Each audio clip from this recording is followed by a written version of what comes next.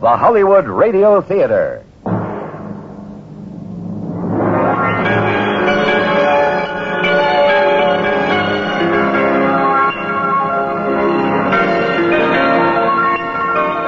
Every day at this time, Monday through Friday, a J.M. Kholos Enterprises production, the Hollywood Radio Theater presents an unusual tale of mystery and suspense.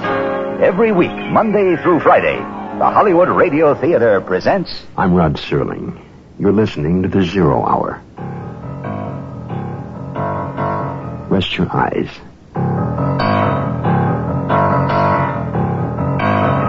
Exercise your imagination. This week, Merwin Gerard's study of a man pursued. Dead Man's Tale. Starring George Maharis. Craig Stevens. And Charles McGraw.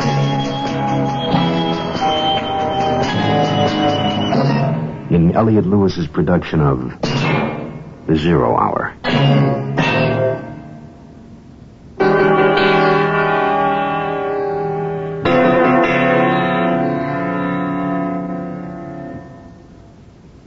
Our story this week is a case for rebuttal to the old adage, dead men tell no tales. It's the story of Carl Brooks, a young man, a practicing lawyer, one of two junior district attorneys under political zealot Lloyd Mercer. It will be Carl Brooks's misfortune to be asked to perform a favor by and for his mentor. Misfortune that begins with murder and proliferates over a life reborn and a span of 4 years' time. His initial chance discovery and subsequent smoldering guilt will prove to be the driving catalytic force to spirit him back to the scene of the crime. A dead man knows the truth.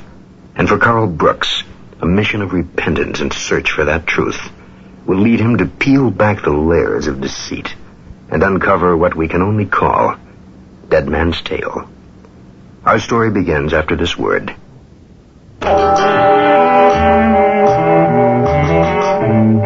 Picture this. Dusk of a late autumn day in a seemingly typical Midwestern city of 300,000. In the office of District Attorney Lloyd Mercer, the day's work is winding to a close. The secretary has gone home, leaving two young men to their game of darts in the outer office. Bullseye. How about that shot, Barry? No good, Carl. You stepped over the line. Now, come on, Barry. You're not going to take 100 points from me over an imaginary line, are you? Carl Brooks and Barry Wilson, both 24 years old, close friends and Lloyd Mercer's junior DAs. Gentlemen, who's winning? You are, Chief, if the latest figures in the polls are right. Yes, they were very encouraging. Come to the office. Encouraging. 57% for you, 36% for all the other candidates combined, 7% undecided. And less than a week to go, you're a shoo-in for another term. I never count votes until election night. Which one of you can spare me a small favor this evening? I have to get home and change for that rally. Well, I still have some work on the Bostwick brief, and you'll need it first thing tomorrow. Right. And you've also got a family awaiting dinner. Which, by the process of elimination, leaves the bachelor with a clear desk. Okay, what can I do for you, Chief? Barry, would you close the door on your way out? Oh, sure thing. Carl, I want you to go to the Delta Hotel and pick up an attaché case for me. The man's name is Robert Henley. He'll be expecting you. He's in room 515. And when you get it, bring it straight to me at election headquarters. I'll need those documents tonight before the rally. Now, off with you. Yes, sir. Good luck tonight, Mr. Mercer. What could go wrong? I'm addressing our 57%. I left the office and took a cab to the Delta Hotel. The desk clerk waved as I walked by, and I told the elevator man 5th floor.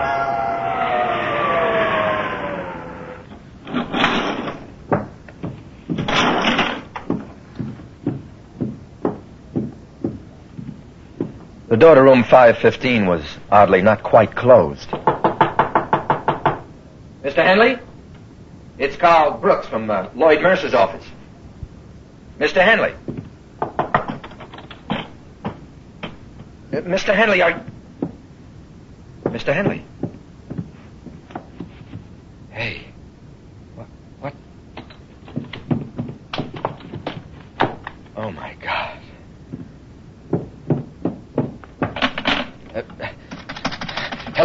main desk. Get me the... Cute. What? But not cute enough. Maharis, what are you doing here? No need to ask what you're doing, is there? Calling the Red Cross, maybe? Donating blood? This man's dead. Oh, that's very good, Counselor. Very good indeed. I'll take that money now. What? Come on. It's too late for games. You're out of your league, Sonny. What are you talking about? You think I killed him? Fancy that. Tell you what, just hand over the cash and I'll forget I saw you here. You can run and maybe you can beat the murder rap. No, wait a minute. This is insane. Not insane, just stupid. But then you couldn't know I make it a habit to keep my eye on my investments. Your investments? Look, I don't have any idea what you're talking about, Ferris, but I'm going... You're not going to do anything or go anywhere until you cough up that $150,000. 150... Get out of my way, Ferris. Sorry. The money, Brooks. Hand it over or I'll get...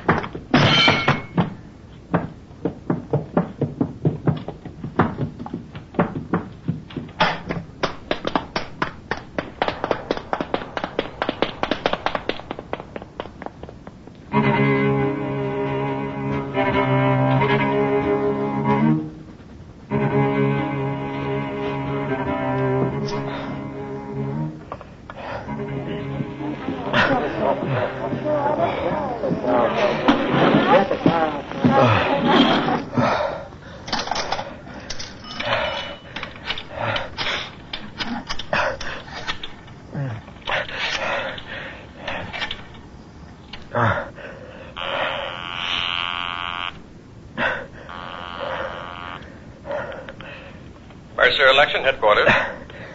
Lloyd Mercer, please. It's urgent. Carl? Sir? Well, you're lucky I'm still here, boy. Where are you? What's the matter? Everything's the matter. Robert Henley is dead. What? I'm sorry, Carl. I couldn't hear you. What did you say? Robert Henley. He's dead. What? I went up to his room and found him on the floor. His throat. It was cut from ear to ear. What about the attaché case? Well, it was still handcuffed to his wrist, but it was broken open and it was empty. Empty? There's all $150,000 worth of documents. Mr. D.A., are you there? You'd better get over here right away, Carl. Joe Ferris was there. He saw me in the room. He thinks I killed Henley. Oh, that's the most ridiculous thing I've ever heard. He said there was money involved. Where is he now? Well, Ferris?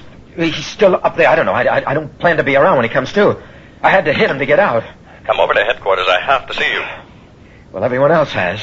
Ferris, the desk clerk, the elevator man, my fingerprints. They're all over that room. Carl, I'll explain, but not over the phone. Well, just explain two things to me. $150,000 and one dead man. You get over here, Brooks. Now. Right now. Mercer? Mercer!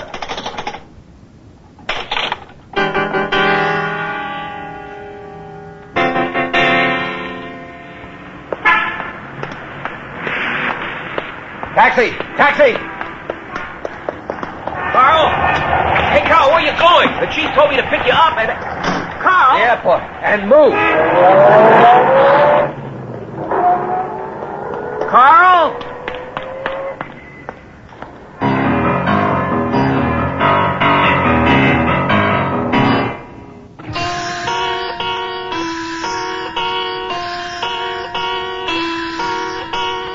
It wasn't logical, and it wasn't intelligent. It was sheer blind panic that made me take the first westbound plane out of town. After all, I was innocent, regardless of how it looked. But it looked like a setup, with me, dead center in the frame. When the plane landed, I bought a hometown paper. The story of Henley's murder was all over the front page. Carl Brooks was a wanted man. I dumped the paper in the trash can and moved on, and on, from town to town. The days ran into weeks and then months. I never read anything more or heard about it. I didn't want to know. Guilt is not always something that can be determined in a court of law. I had to establish a new life if I was to survive, beginning with a new name, Charles Barrows. A 3-day construction job brought me into a small central town in California, the town of Coulter. I stayed 4 years, growing with the town. I enrolled in a real estate school where I met Jenny Duncan. We studied together, and in 4 years our friendship blossomed into something far greater. Be right there, Jen.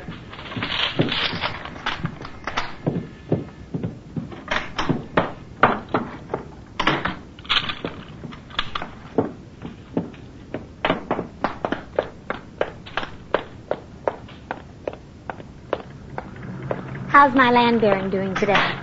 Fine, let's go. Where? Anywhere, just start somewhere. All right. Rough day at the office? Not really. You sure had me fooled, Charles Barrows. What? What do you mean? Honey, all I meant was you're terribly cranky today. I'm sorry, Jenny. I didn't mean to take it out on you. I mean, that's the last thing I want to do, believe me. Let's go to the lake. We've always been able to say what we mean there. All right.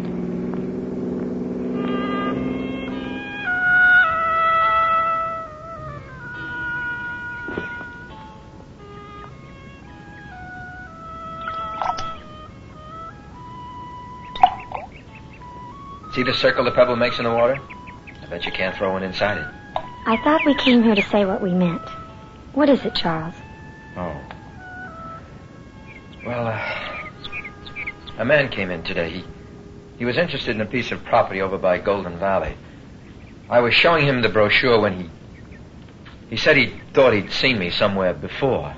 Well, that is possible. Coulter isn't San Francisco. He just moved here from the Midwest. He probably thought you were someone else. Like Carl Brooks. Who? Charles, what are you not telling me? Jenny, do you know how much I love you? I mean, how much you mean to me?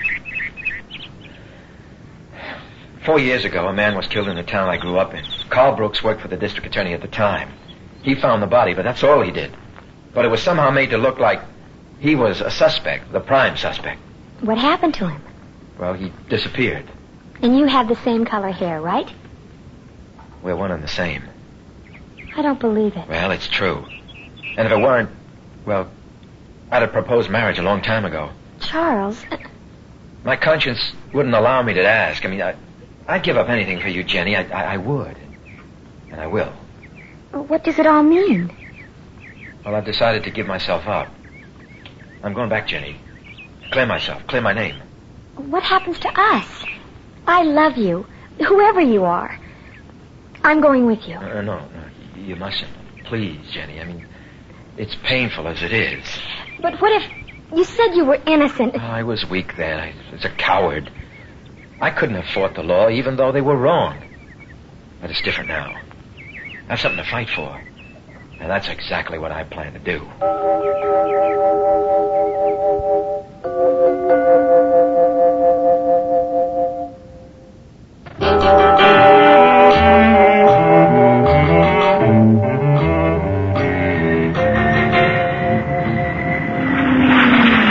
It was only 2 hours by air back to the city where I'd lived most of my life.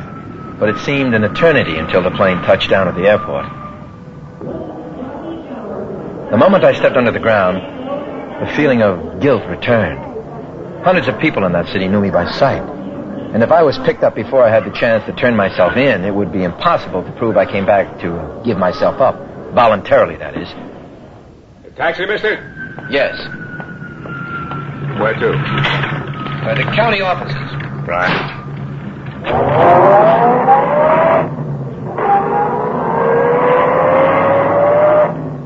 Driver, would you happen to know, is Lloyd Mercer still the district attorney? Not since the election last month. We got a new one, named Jameson. Oh, I see. Then Mercer won a second term and was defeated this year. Nope. Mercer didn't run for DA this year. Way I hear it, Jameson's his boy. Mercer ran for Superior Court. Judge Mercer? Yeah, another landslide. They're saying he'll run for governor next time. Ed Mercer's got one smooth machine. Yeah. Well, he's the one I want to see. Well, that'll be the courthouse.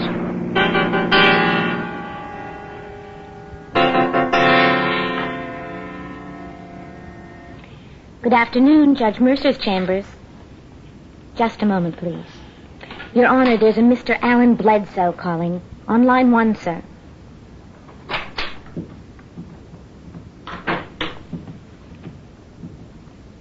Yes, sir. Can I help you? Yes, I'd like to see Judge Mercer, please. Your name, please? Brooks. Carl Brooks. I'm afraid you'll have to make an appointment, Mr. Brooks. Would tomorrow afternoon be satisfactory? Look, I have to see him right away. The judge is a very busy man. Could you please tell him I'm here? All right, I'll ring in, but... Judge, there's a Mr. Brooks out here, and he insists... Yes, Carl Brooks. Yes, sir. He said to go right in, Mr. Brooks. Carl, how are you? Well, don't just stand there. Sit down. Tell me, how have you been? What have you been doing? What brings you back to our fair city? I don't understand. I mean, I came back to give myself up. Give yourself. Oh, what you mean the Henley murder? Of course. Oh, that's marvelous. You mean you've been thinking all these years, what is it now, almost 5? You've been worried, hiding? Carl, there's no charge against you. But I read in the paper. I mean, the day after it happened that I was the prime suspect. You were, for a couple of hours. It was open and shut, Carl. The murderer was apprehended, tried, convicted, and executed. We still had the death penalty then.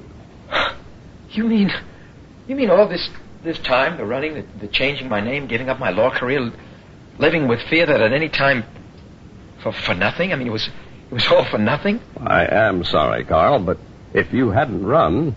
I'm free? You mean I'm free? As the proverbial bird, Carl. But I hope this doesn't mean you're going to fly away before we've had a chance to have dinner together, or at least a drink.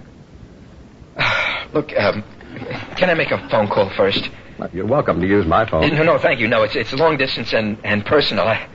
I've got a question to spring on a young lady. My premature congratulations. A local girl? No, California. Maybe it all turned out for the best. I mean, if I hadn't left, I never would have met Jenny. But you won't leave town without saying goodbye. Judge, you have my solemn oath.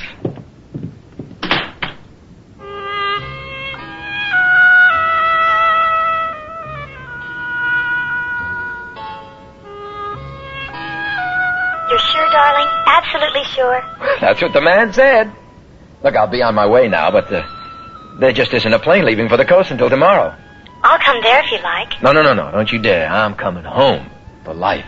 Oh, Carl. I have to get used to calling you Carl. Look, I'm going to check into a hotel, and then I'll pick up some of my things and, well, maybe have a drink with Mercer or whoever before I leave. Mrs. Carl Brooks. Jennifer Brooks. I like the sound of it. Hey, you're not listening. Oh, yes, I am. You're coming home. See you tomorrow, love. Goodbye. Bye.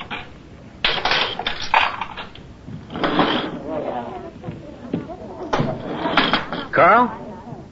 Is that Carl Brooks? Hugo! Wow, you look great. I mean, it's really been a long time. Hey, you still with the Chronicle?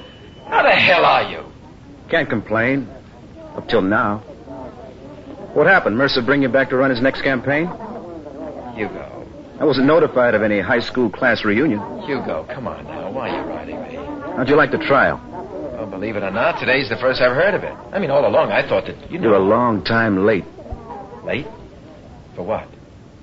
Barry Wilson, for one. Barry? What about him? I mean, I was just going to call him. I'm afraid they don't have phone service where Barry is. Where is he? You don't know? You really don't know? No. Barry was executed for Henley's murder. Barry? Well, that's impossible. Oh, was it? But, no, that's not possible. I mean, I saw him. I mean, he was just arriving at the hotel after Henley was dead. That's what Barry kept saying, that he had a perfect alibi. You. But the trial, Hugo. He was convicted. Because you were running, because you weren't here to testify for him. He kept saying Carl will come back and prove I'm innocent. But Carl was running to save his own skin. And Mercer needed a quick arrest to assure his re-election as DA. Barry was the perfect pigeon. But a jury doesn't convict without. I mean, they must have had some evidence. You keep telling yourself that if it's any comfort. Sure, Mercer built up a case and made it stick because Barry's only witness couldn't be found. But you see, I thought I was the one they were looking for. If you were innocent, why'd you run? Or maybe you weren't. You said yourself Barry couldn't have done it. Barry's dead? Wow. What about Ellen and their little girl? Oh, they're doing fine. Just fine. Ellen's adjusted to life as a widow. And the kids at school make it wonderful for little Katie. Oh, but don't let it bother you, Carl. Obviously, it hasn't so far. Send him a card. after you leave. Goodbye, Carl. Have a wonderful life.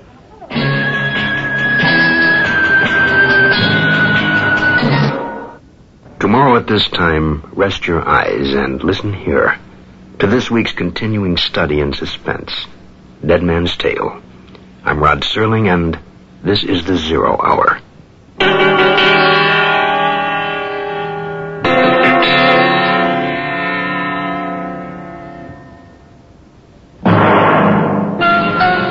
You've been listening to the Hollywood Radio Theater's presentation of The 0 Hour, heard every weekday at this time. Rod Serling is your host. Dead Man's Tale was written by Mervyn Gerard and Kim Weisskopf. George Maharis is Carl, Craig Stevens is Mercer, and Charles McGraw is Ferris. Featured in the cast are Byron Kane, Ann Marshall, Catherine Grody, and Herbert Jefferson Jr.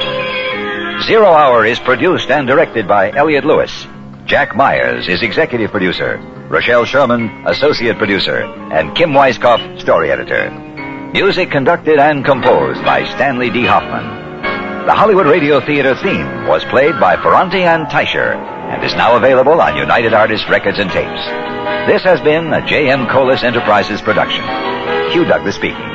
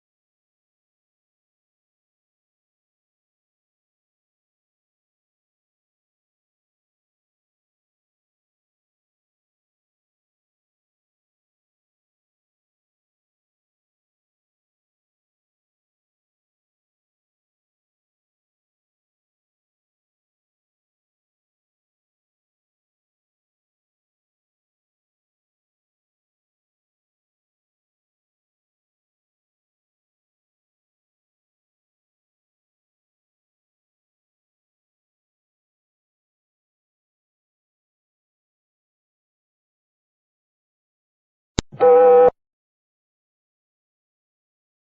Rod Serling. You're listening to the 0 Hour. Rest your eyes.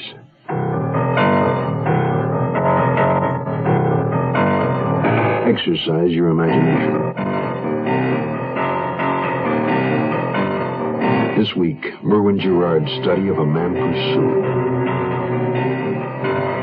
Dead Man's Tale. Starring George Maharis.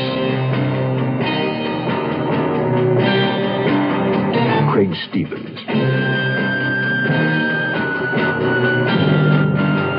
And Charles McGraw.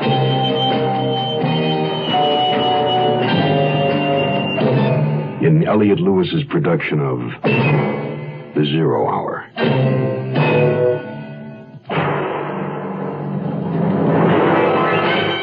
The Mutual Broadcasting System presents The 0 Hour. Sponsored in part by Contact and the Ford Motor Company. This is The 0 Hour on Mutual Radio.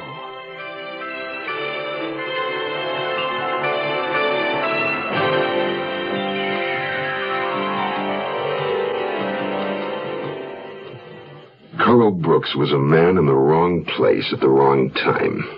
He arrived at a downtown hotel, per instructions, to pick up a locked attaché case for his boss, District Attorney Lloyd Mercer, only to find an empty case and a dead man. Seen in the room and falsely accused, Carl Brooks, a man in a panic, chose to run. 4 years later, in a town far away, this same man, haunted by the past and the lie his new life had become, made still another choice: to return and face whatever the charge, whatever the consequences. He returned to find all charges against him dropped. The case was history. But for Carl Brooks, the consequences were immense. His closest friend had been judged guilty and executed. The only man who could have saved him was absent from the trial. That man had run. That man was Carl Brooks.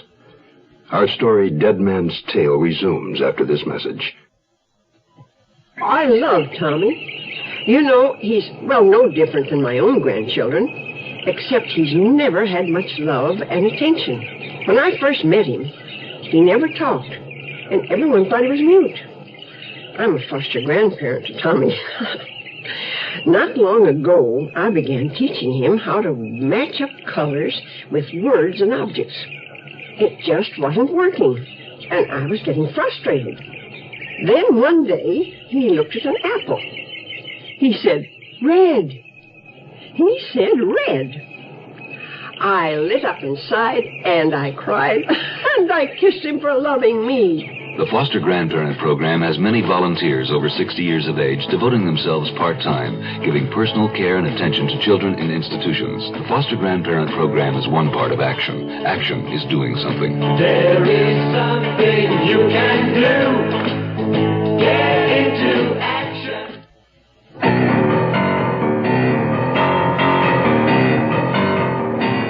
Hugo left me standing in the hotel lobby like I was nailed to the floor.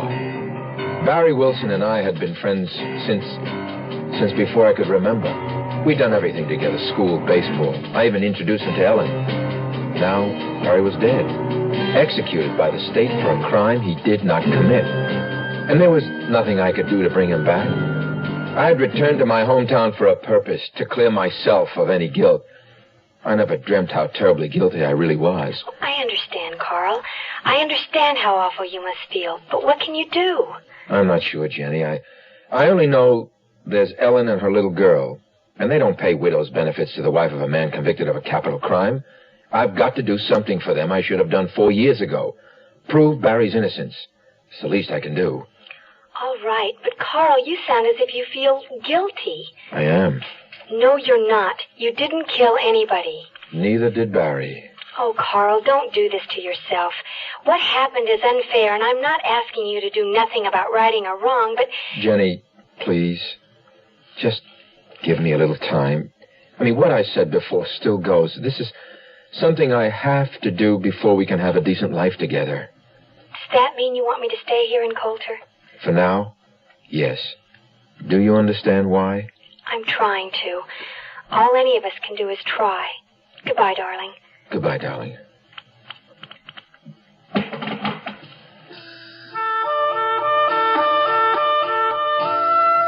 I didn't know exactly how or where to start.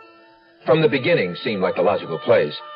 I checked into the Delta Hotel, and then I arranged to meet Lloyd Mercer at the Skylight Lounge.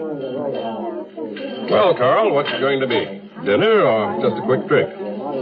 I've canceled my reservation. Oh? I thought you had a young lady breathlessly awaiting your return. Well, that was before I found out what happened to Barry Wilson. I'd hope you spare you that. Terribly unfortunate, unpleasant all around, but what's it got to do with your changing your plan? Barry was innocent. We had a jury trial, Carl. He was convicted. But who prosecuted the case? It was my job. Not a happy one under the circumstances, but I had no choice but to prosecute without fear or favor. Well, did he tell you I saw him at the Delta Hotel, that he was arriving 5 minutes after I found the body? So he claimed. Well, it's true.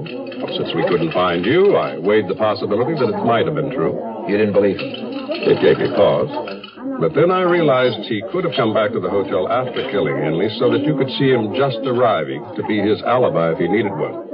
As matters developed, I'm certain that was the case. But he shouted to me as I was running for a taxi that you had asked him to meet me there. Yes, he made that allegation at the trial. Untrue, of course.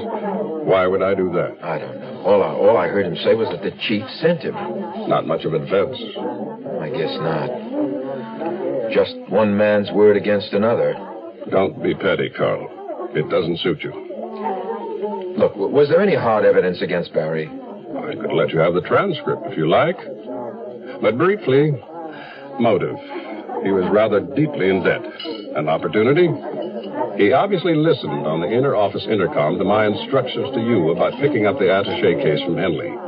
We both know that he left the office considerably ahead of you. Yes, but he was going home. I mean, Judge, you knew Barry. Naturally, he claimed that he'd never heard of Henley, so we'll never know.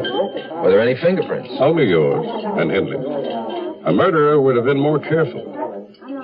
Barry couldn't account for his movements just prior to or during the time of the murder. He had $500 in cash he couldn't explain, and then the bald-faced lie about my sending him to the hotel. Wasn't there anything else? It's all in the transcript, if you're that interested. But why are we retrying the case now, Carl? Your Honor, I don't think Barry Wilson killed Robert Henley.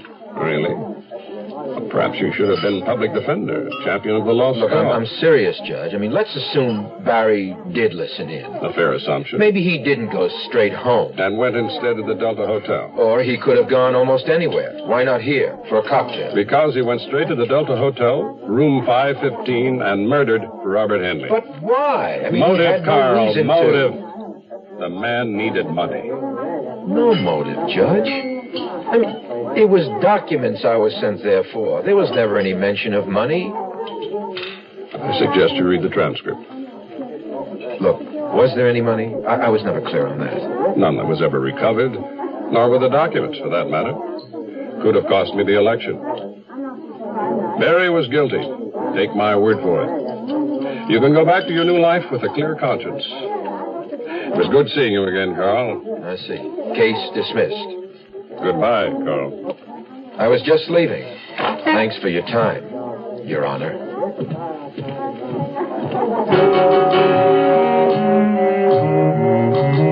Lloyd Mercer had offered little in the way of information about the trial. That was to be expected. Motive. That was the fatal flaw in the case for the prosecution. A man was murdered for something he was carrying in an attaché case, documents or money or both, and in 4 years there had been no trace of either. Barry was railroaded, but by whom? And had that been the master plan from the beginning? More likely, Barry was merely a convenient second choice, a substitute for me.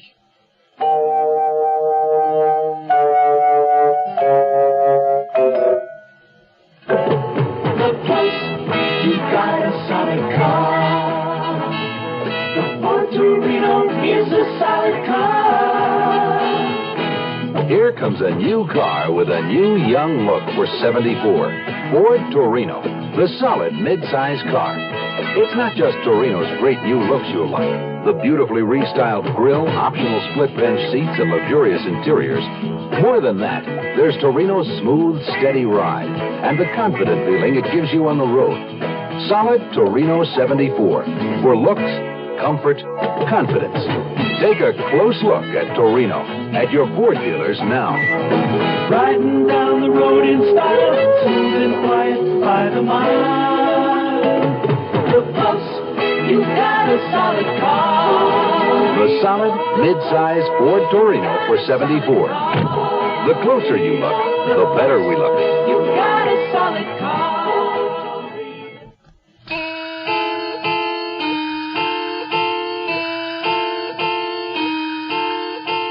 I had terribly mixed emotions about my next move. I had to talk to Ellen Wilson, Barry's widow. She had been Ellen Upshaw when we'd first met, the prettiest girl in the whole junior class. We went together almost until graduation. Quite the campus couple we were.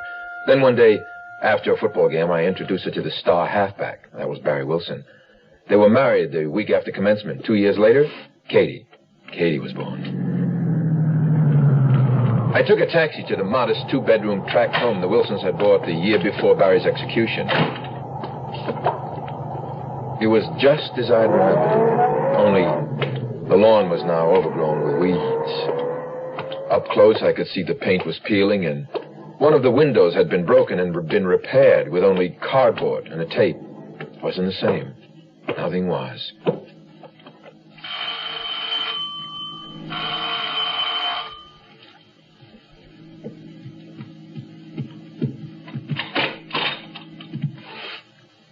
Don't believe it. Hello, Ellen. What do you want here? Can we talk? Now? 4 years later, you want to talk? Ellen, it's important. May I come in? All right. Thank you. I have nothing to say to you. You don't mind if I stand? I won't be long. Why, Carl? Why did you come back? Why now? Why ever? You're too late. Barry's dead. I know. Hugo Brownell told me about it. I just didn't know. You didn't know? The biggest, most sensational trial in the history of the state? And you say you didn't know? Well, that's the truth. Keep your voice down. The baby's asleep. Katie? Yes, Katie. It wasn't time for another, damn you. She's really not a baby anymore. No, she must be 8 years old. Yes. And her father's been dead half her life. Don't you think I know that? Don't you know it's been eating up my insides just to think about it? Ellen, I came back to prove I didn't kill that man. Didn't you? Well, if I had, would I have come back at all? Barry didn't kill him, Carl. And he can't come back. I know. I know. Now go away. Leave us alone. Not until I prove Barry was innocent. What good would that do now? Look at me. Take a good look. These aren't laugh lines around my eyes. It's anguish. You want to go to school with Katie? She could show you to the class and tell them who you are. Helen, I'm not asking for forgiveness. I just want to know what really happened. I've got to start somewhere. Did Barry say anything to you about money? Money? I mean, did he ever hear of Money? You want to know about money? Wait right here. Let me show you something, mister.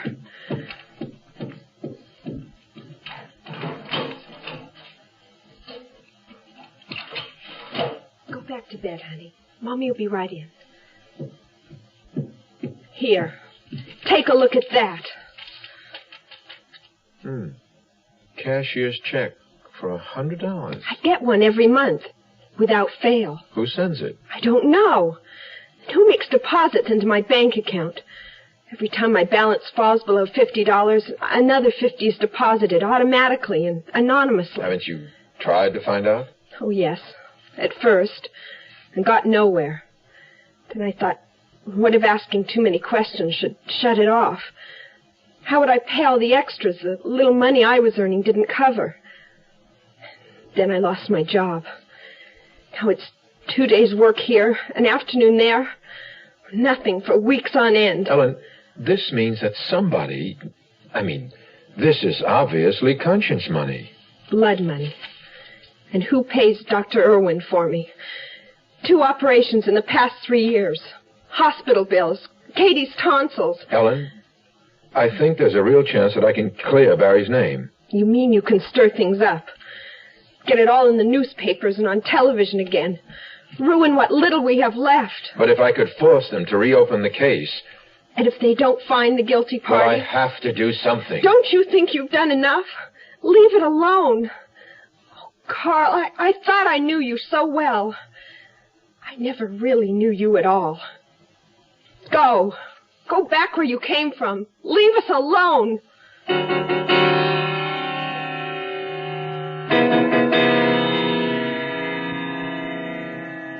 Give your hand to a friend. Give your heart to your love. But give your cold to contact. The sooner the better. Hey, I'm back. How's that cold? Rotten. Get the contact? I got everything. Contact, cold tablets, and this liquid. Oh, no. Honey, it's all cold medicine. Well, sure, but it only takes 1 contact for up to 12 hours continuous relief from sneezing, drips, congestion. For that, I'd need 6 of your cold tablets. 2 every 4 hours. Or 3 ounces of nighttime liquid. 1 every 4 hours. Or just 1 contact. The tiny Tide pills do it. Well, it's all cold medicine. Those others contain antipyretic analgesics. The liquid, antitussive, and alcohol. They're not in contact. 6 or 3 or 1. I choose the 1 contact. Me too. And I'm the one with the cold. Give me cold contact. The sooner the better. 6 or 3 or 1. When you catch a cold, take contact. Only as directed.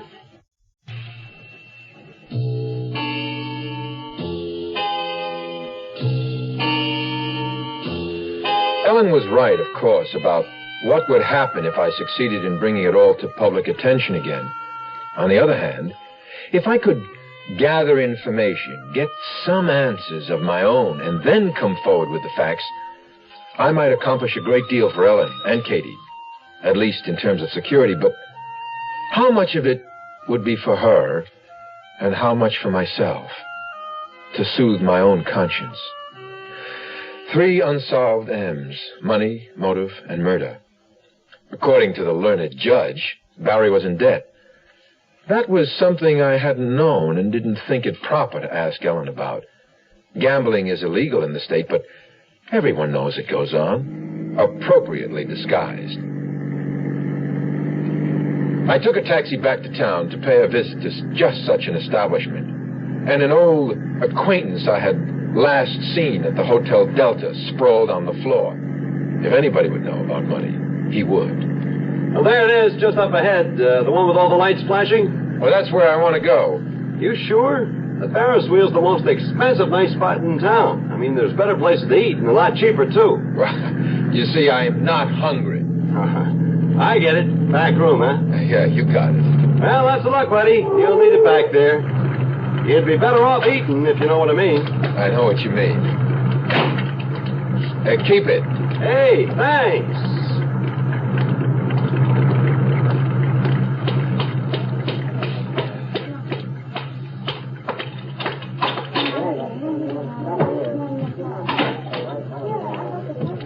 Good evening, sir. Do you have a reservation?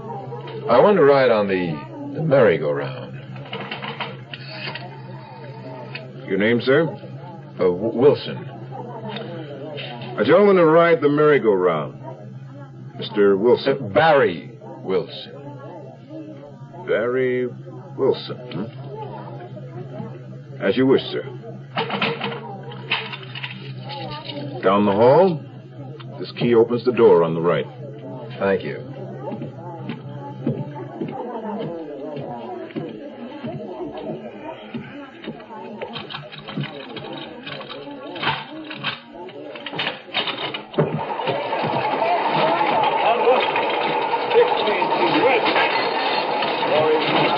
Always the lemon, isn't it?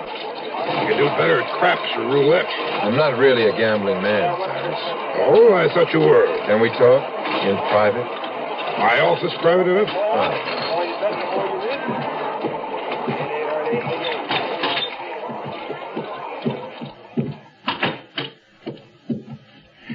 You've changed your name, I see. Yeah, several times. You don't seem surprised to see me. Oh, I've been expecting you. Mercer called you. Let's just say I heard that Carl Brooks was back in town. I figured you might drop in for a ginger ale. No, it would be watered down. Still cute, huh, Brooks? Look, you got lucky once. I don't take kindly to people punching me out. My jaw was real tender for a while. Couldn't eat steak for a week. You know, I could call in a few of my boys and have them punch you out. Or I could do it myself. What's stopping you? Maybe I've mellowed. Maybe you just as soon I left town, quietly. Like I said, Brooks, you got lucky once. Now don't push it. You mind if I sit down? No, be my guest. But don't get too comfortable. You'll be leaving soon. You know, you sure have a nice place here, Ferris. You must really rake it in. All right, cute guy. What's on your mind? Barry Wilson. What about him? I understand he used to ride the merry-go-round and couldn't pay for the tickets. Well, you can't collect from a dead man. I seem to recall you saying one time how you like to keep an eye on your investments. By the way, whatever happened to all the money? What money? The $150,000 Henley was killed for. Keep dreaming, Brooks. That was documents the stiff had on him. Do you have any idea who's sending Ellen Wilson $100 documents every month? I think it's about time you cashed in your chips, punk.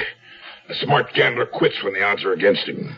You know, Ferris, if I didn't know you to be a solid citizen, I'd say that sounded like a threat. Oh, no threat. A promise. Mm-hmm. Don't bother to get up. I can find my way out.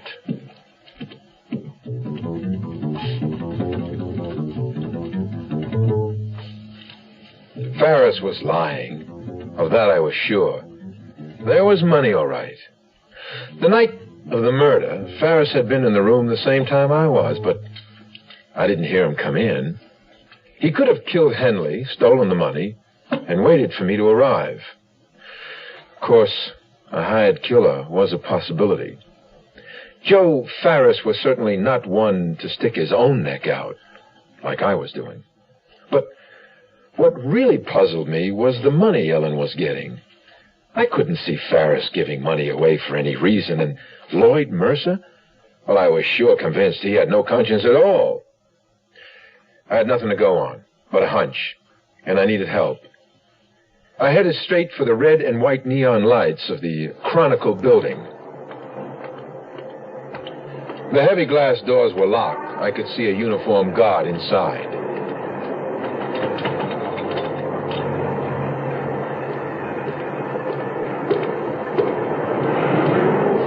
Something I can do for you? Yes, is Hugo Brownell working tonight?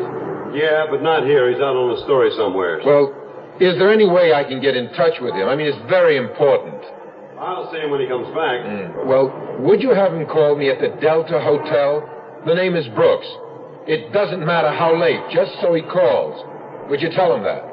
Brooks, Delta Hotel, right? Right.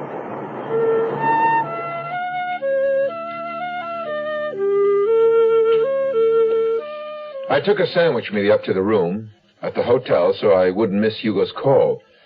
I ate slowly to make the time go faster. Then thoughts of Jenny swept over me like a veil of stardust, and I began to wonder if what I was doing was really worth it. Why was I compelled to be where I was, away from her? It was all so frustrating and becoming dangerous. Hugo had to have returned by now. I was pretty sure he had gotten the message, and I had gotten his. If it's help you want, count me out. Carl Brooks, you're on your own.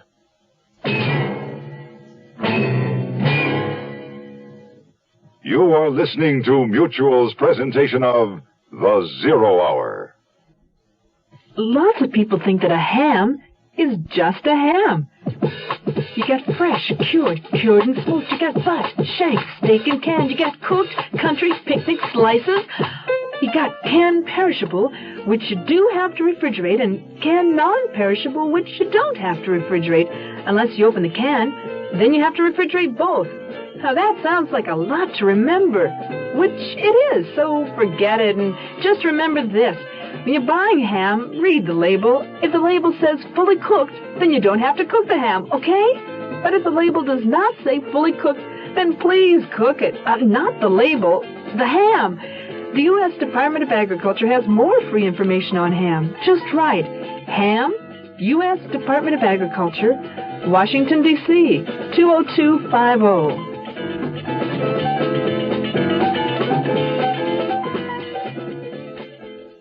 Here's a tip from your Better Business Bureau. A household move is always a difficult undertaking, but it can be particularly unpleasant during the summer. Pickups and deliveries are more likely to be delayed then because the demand on moving companies is at a peak. One way to minimize such problems and save a substantial amount of money, too, is to move yourself. However, there are a few things to think about before you go out and rent a truck or trailer. Are you and your helpers physically up to carrying your heaviest furniture in and out of houses? If you need a large trailer, is your car up to towing it? Rental trailers are cheaper than trucks, but less advisable for long hauls with heavy loads. You should also take into consideration the additional wear and tear on your car and allow for greatly reduced gas mileage. Unless a driver is accustomed to pulling a camp trailer, hauling a load of furniture may present problems, especially in parking. Sure, you want to save money, but be sure you know what it means to do it yourself. A consumer tip from your Better Business Bureau. Tomorrow at this time, rest your eyes and listen here to this week's continuing study in suspense, Dead Man's Tale. I'm Rod Serling, and this is the Zero Hour. Today's episode brought to you in part by Contact and the Ford Motor Company. This is the Zero Hour on Mutual Radio.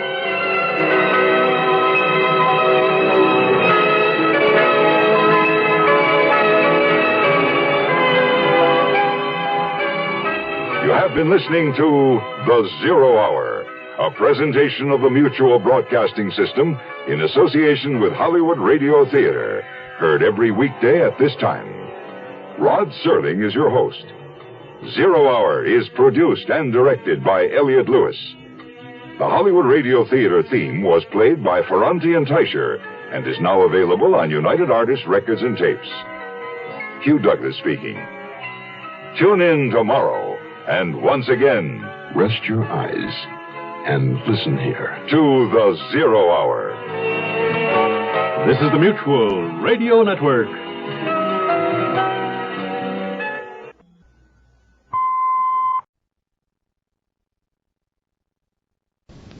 The Hollywood Radio Theater.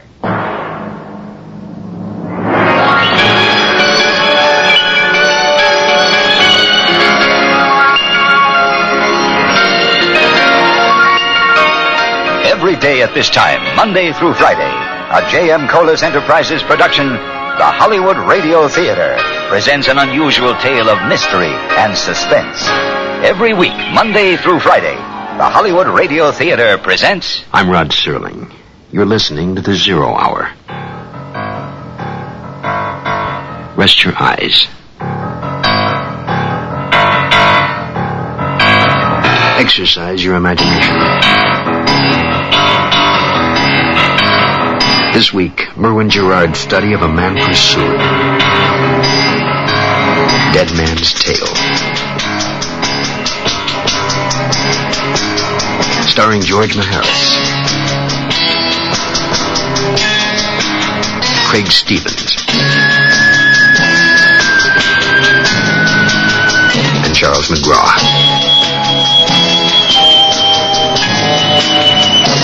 In Elliott Lewis's production of The Zero Hour.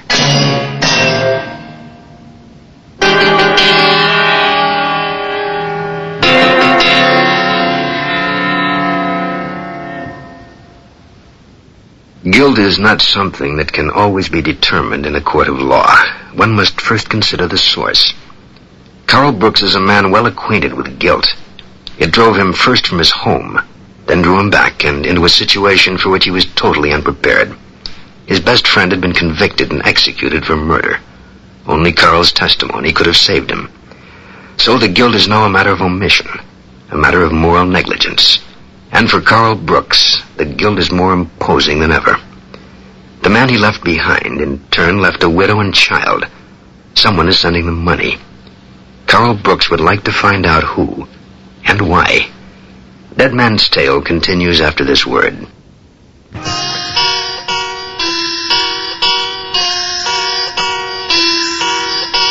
I watched the sun come up over the city from my hotel window. The first light of day peeked over the eastern horizon at 5 o'clock, then fanned out over the stockyards, the industrial section, and crept into downtown. By 5:30, sunlight glistened off the facings of glass skyscrapers. The street lamps shut off. The morning edition hit the newsstands. City buses rolled down the avenues, from dark to dawn to day. Hadn't shut my eyes or my mind all night. If I was to accomplish anything this day, I would first have to freshen up. A weary face with dark circles under the eyes peered out at me from the medicine chest mirror. Oh, come on. Can't believe it.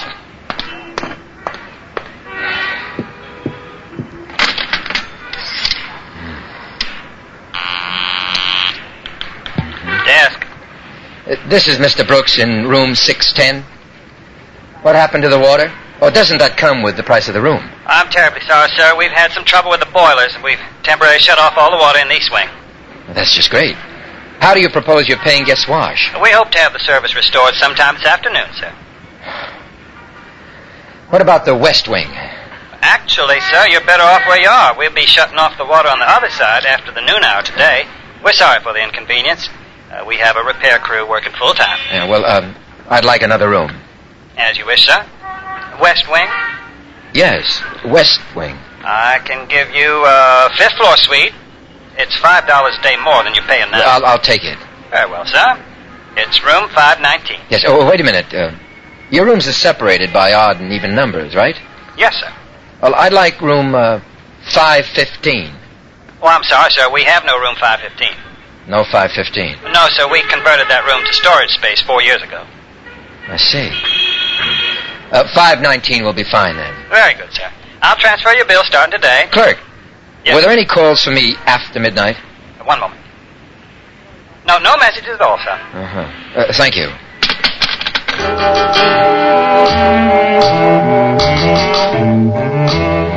I took the elevator down to the lobby and exchanged the keys. So 515 was only used for storage now. That had been for 4 years. Very strange coincidence. A man is killed in the room, another man is condemned for murder and rushed off to meet his maker, and suddenly the scene of the crime no longer exists.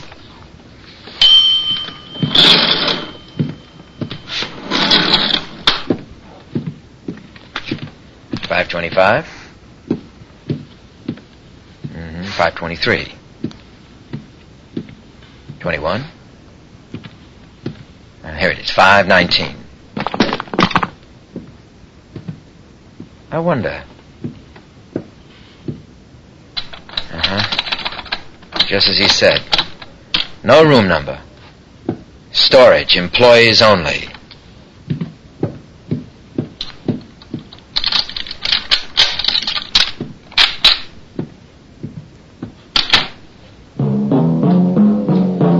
I showered, shaved, and had a light breakfast in the coffee shop before leaving the hotel.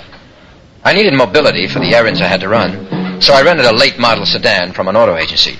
I phoned the Chronicle and tried to reach Hugo again. But he was out on still another story. Either that, or his secretary was told to say he was. Ellen Wilson's financial status was foremost in my mind. Nameless donations and free medical care. Dr. Frank Irwin might be able to shed some light on the subject, I thought. I drove to County General Hospital to find him. Dr. Irwin was in County General, all right, as a patient. The previous night, he had run his car into a telephone pole and had suffered minor injuries. Fortunately, I arrived during visiting hours, and the nurse told me that Dr. Irwin had been lightly sedated, but I could see him for a short time. Edna, I'm sorry. I should have been more careful. Dr. Irwin? Oh, I thought you were Edna. She's been away visiting her sister. My name is Carl Brooks. I see. I thought you were... Edna's my wife. She's been after me to get some rest, day off once in a while. Are you from the police? No, sir. See, I had a little accident with the car last night. Oh. I fell asleep at the wheel. That's unspeakable for a doctor. Yeah, how are you feeling better? I can't feel a thing. Wonder drugs, we call them. You look familiar. You one of my patients from long ago? No, sir, I'm Carl Brooks from long ago. Oh, why, of course. I heard you were back. Hasn't everyone? I'm so glad you're here. Well, that's a switch. I'm afraid I don't understand. You are the man who's helping Ellen Wilson, aren't you? Well, I'm a friend of her. I know all about you, Mr. Brooks. Oh? I want to do all I can to help you. Say, would you mind bringing me that pitcher of water right there? Oh. Can't seem to work up a spit.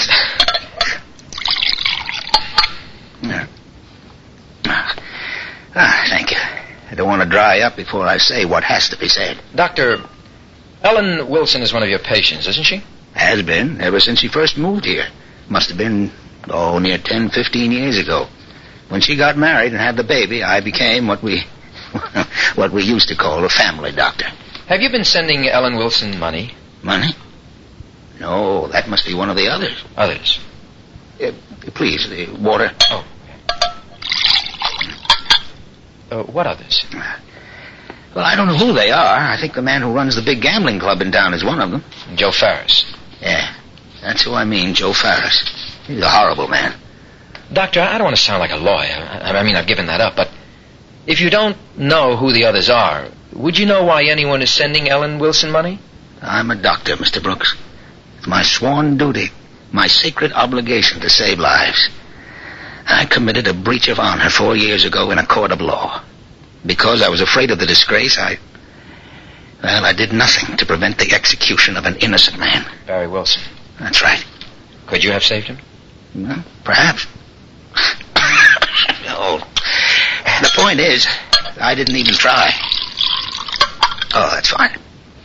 Well, what could you have done? Or said? Well, I don't know why I ever got involved. Edna begged me not to. She's always right about that sort of thing. Very sound thinker, my wife. Doctor, what was this involvement? Oh, ambition, pride, vanity. I wanted to be Commissioner of Health. And I consoled myself that everybody did it. Did what? Paid for political favors.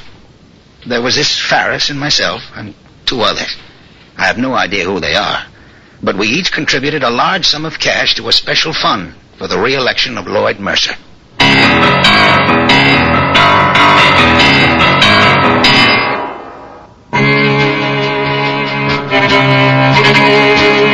Of course. It was so obvious it never occurred to me. That was why Mercer never admitted to there being money in the attaché case. It would have blown his legal eagle image sky high. The fact that I had been a very real part of his political machine turned my stomach. So, you see, Mr. Brooks, I isolated the hypocrite in Hippocrates. And that's what Henley was carrying. It would seem so. There was never any proof. The subject never came up. Well, I understand what Ferris was paying for. Protection. But certainly, Commissioner of Health isn't appointed by the district attorney. Oh, Lloyd Mercer, as we've seen, was headed for bigger things. His political influence extended in all directions. And I was convinced he could deliver. Obviously, so were the others. I understand there was $150,000 in that briefcase. I couldn't say. My contribution was $30,000. And you have no idea who else may have known about this special fund? As far as I know, only Mercer and the 4 contributors. Well, what about Henley? I mean, where did he come in? I never met the man. I understand he was from out of state. Well, I presume he was chosen as a go-between because he had no connection with any of us. Including Mercer? Especially Mercer. Uh-huh. I presume Mercer sent you to pick up the lock case so there'd never be any visible connection between himself and Henley. As a precaution against precisely the sort of thing that happened. You know, it seems so unnecessarily complicated. Has it occurred to you that whoever murdered Henley might be one of the contributors? I know there were 4 of us, and not one came forward. Farris wasn't even at the trial. Doctor, do you believe Barry Wilson was innocent? I believed it throughout the course of the trial, the appeals, up to the moment of his execution. I believe it as I lie here now. I stood by and let him die. Doctor, from what you've told me, you were not the only one. Well, Mr. Brooks, man has only to live at peace with himself. I know that better than anyone. I assume that all of Ellen Wilson's medical expenses through the years... Oh, yes. I was grateful for the opportunity. It helped. A little. You've helped a lot, Doctor. You get well now, and I'll be in touch. All right.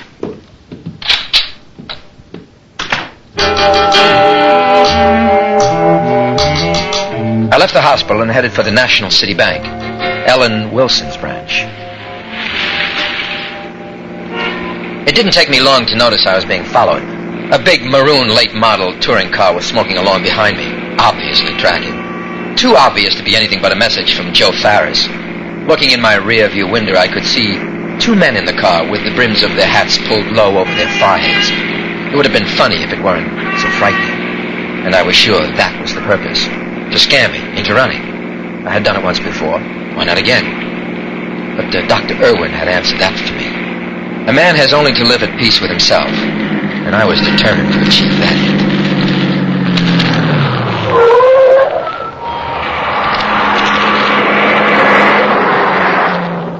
I stopped in front of the bank. Farris's thugs drove on. They knew where I was going and who I wanted to see.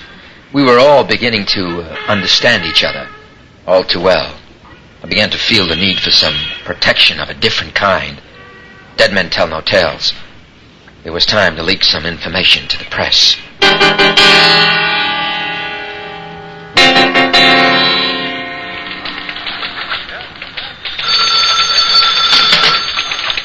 City desk. Brownell here. Hugo, I waited all night for your call. Oh, what do you want? Look, I think a lot more went on in the Henley case than we were led to believe. We were led to believe? Now, come on, Hugo. I mean, just give me a chance and just hear me out. Look, I'm interested in facts. Hard facts. Something I can put in print. Well, I've learned enough in one day to know that you were right about Barry being framed and about the political setup in this town. So? Now there's two of us. Look, I want to talk to you.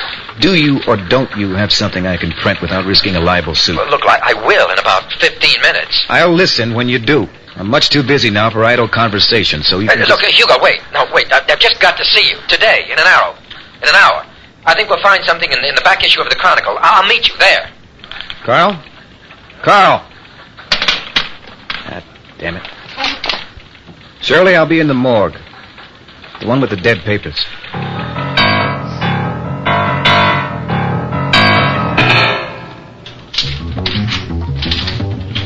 May I be of service, sir? Yes. I'd like to speak to the branch manager. Well? Go ahead. I'm waiting. I'm Joanne Price, branch manager. What can I do for you? Well, I'm sorry. I didn't... You didn't think a woman could ever achieve a position of responsibility, especially in such a stuffy field as money management. Believe me, I felt the same way. It's been a struggle. A depositor of yours, Mrs. Ellen Wilson, has been receiving cashier's checks drawn on this bank in the amount of $100 each month for the past 4 years. I'd like to know who's been sending them. Won't she tell you? She doesn't know either. Does she object? Mrs. Can't you just tell me who's sending those checks? No, I'd like to. You have such an honest face. But I'm afraid even if I had that information, it would be confidential. Besides, I'm really only the hired help. I wouldn't have the authority to give it to you. Well, who would? The bank president, Mr. Lacey.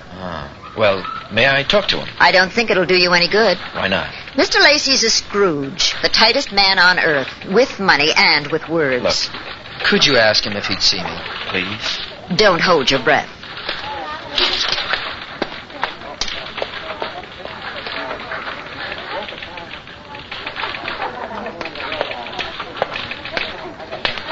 Well? The sun sets in the east tonight. He'll see you. All the way at the back. Don't say anything, but I'm bucking for his job. Well, I hope you get it. Thank you very much.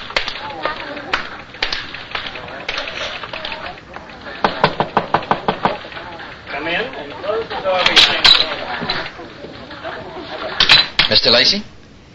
I only let you in here to tell you face to face that what you're asking for is privileged information, and I demand to know what your authority is in seeking it and for what purpose. I have reason to believe the person signing those cashier checks may have committed murder.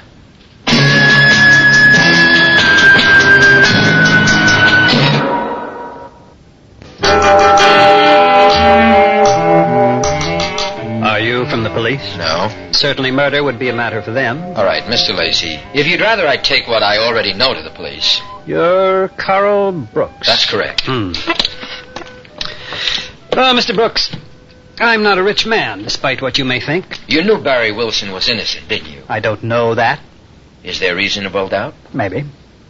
I've done nothing illegal. Well, somebody has.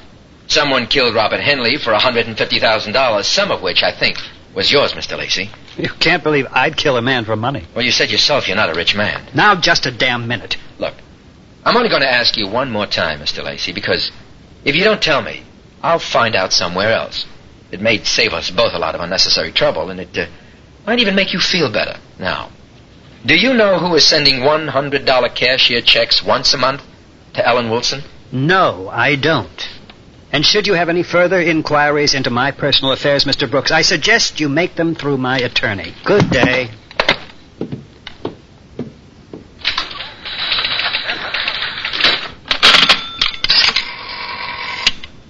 Get me Judge Mercer's chambers, immediately.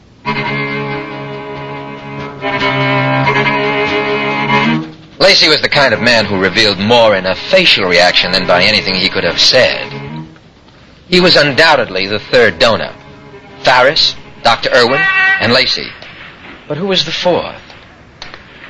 I left the bank and walked to my rented car. The tires were flat, all of them, slashed. I looked up and down the street. There was no sign of the big maroon car, but the meaning was clear. So I had to get to the Chronicle building right away. I had to get to Hugo Brownell.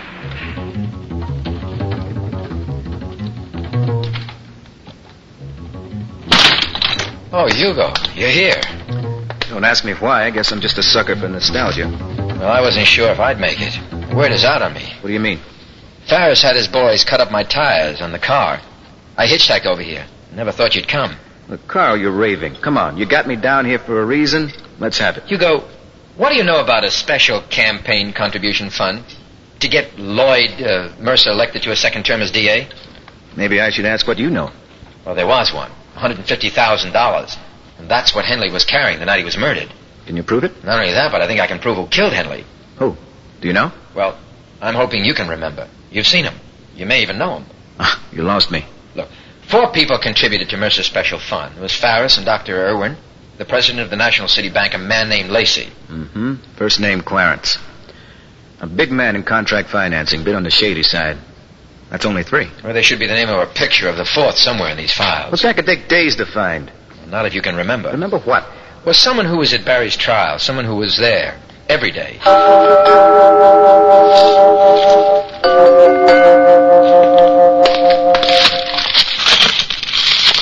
Carl, this is hopeless. Even if we find who you're looking for, we'd have to push to reopen the case. And you know whose court this is. We'd have a hell of a time trying to get anybody to confess to being... Hold on. I found something. What do you got? No. Do you have a magnifying glass or something like that? Yeah, there's one here somewhere. Here. Good. Okay, now, look. Who is this man? The one with his head down here in this picture and looking around in this one. That's right.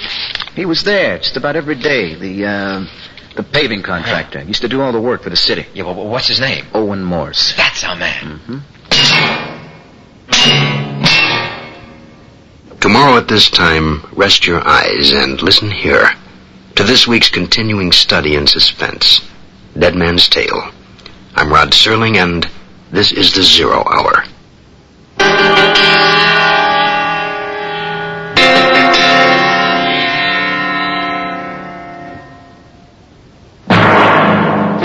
You've been listening to the Hollywood Radio Theater's presentation of The 0 Hour, heard every weekday at this time. Rod Serling is your host. Dead Man's Tale was written by Merwin Gerard and Kim Weiskopf.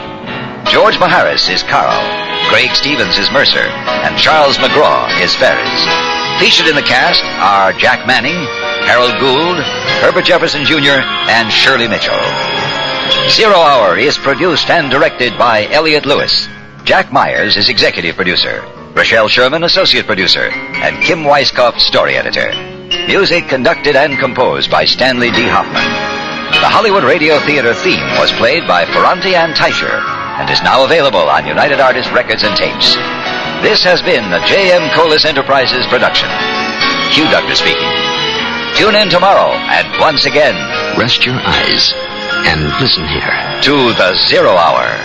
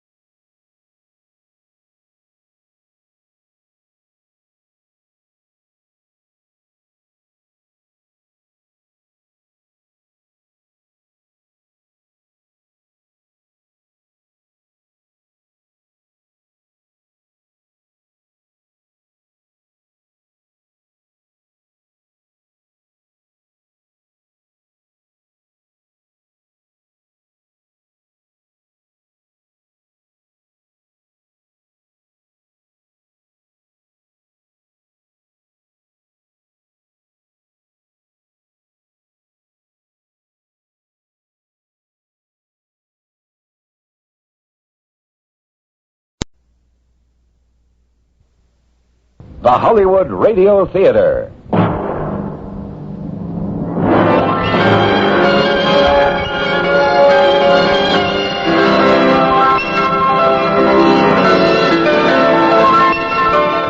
Every day at this time, Monday through Friday, a J.M. Kholos Enterprises production, the Hollywood Radio Theater, presents an unusual tale of mystery and suspense.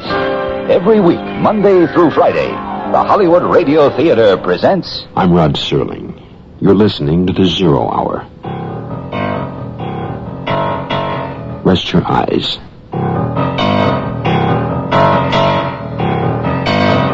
Exercise your imagination. This week, Merwin Gerard's study of a man pursued. Dead Man's Tale. Starring George Maharis. Craig Stevens.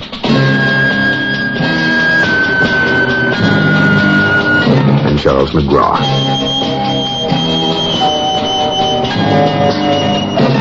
In Elliot Lewis's production of The Zero Hour.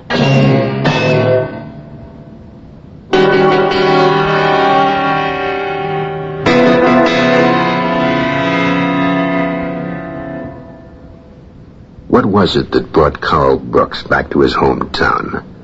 The gnawing guilt of having run from trouble?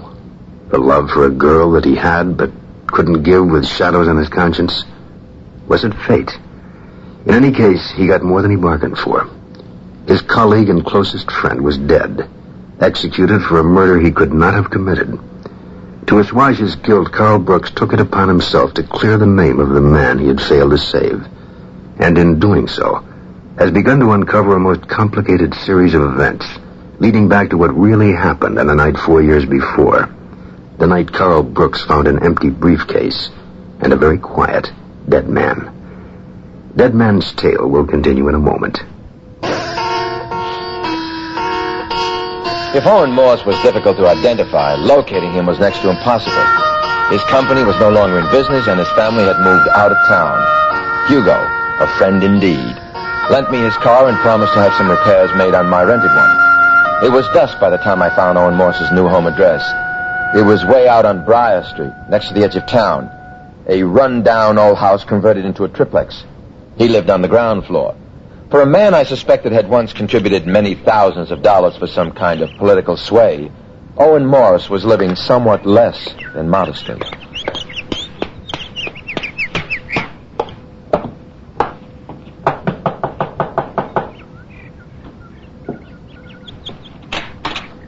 Ah, Mr. Brooks, I've been waiting for you. Waiting? Waiting and watching. I knew you had to get to me sooner or later. And here you are. Come in, please. Thank you.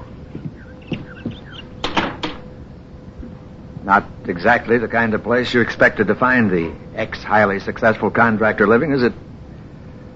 Sit down, Mr. Brooks. That chair's comfortable, despite its rather sad appearance. Excuse me, but what did you mean, waiting and watching? Joe Ferris called to warn me you'd returned and what you're trying to do. I didn't tell him I was delighted and looking forward to your success in finally pulling the lid off the whole stinking mess. Wait a minute, I'm not sure I understand, Mr. Morse. If you're so anxious to have the truth known... Why didn't I come forward with it on my own? Yes. I've thought about it a great deal.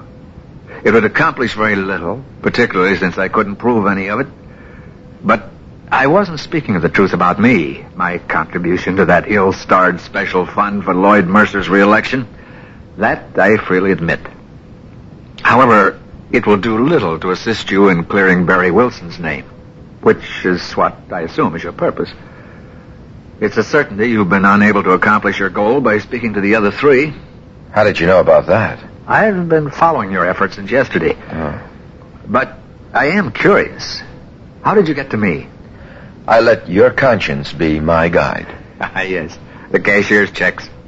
A shamefully insignificant contribution. Yes. The checks and the fact that you were at Barry's trial every day. I won't ask you why you didn't come forward then. I mean, that's obvious. Painfully so. You see, Mr. Morse, Barry Wilson had one eyewitness to vouch for his innocence. That man was in California and couldn't be found. That would be you. That is correct. Painfully so. However, 5 men knew or had a pretty good idea what was in the briefcase Robert Henley had handcuffed to his wrist that night in the Delta Hotel.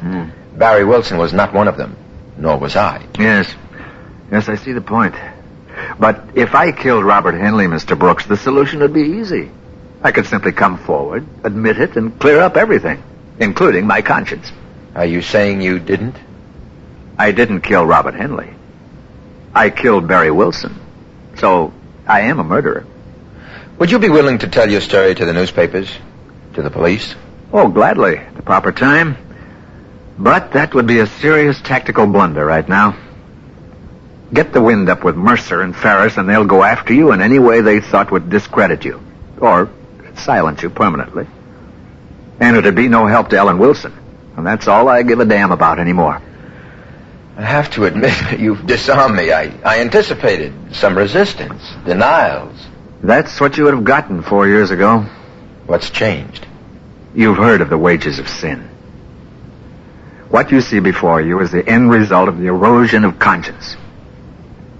I stood by like the others in silence, while Barry Wilson was rushed to the gallows.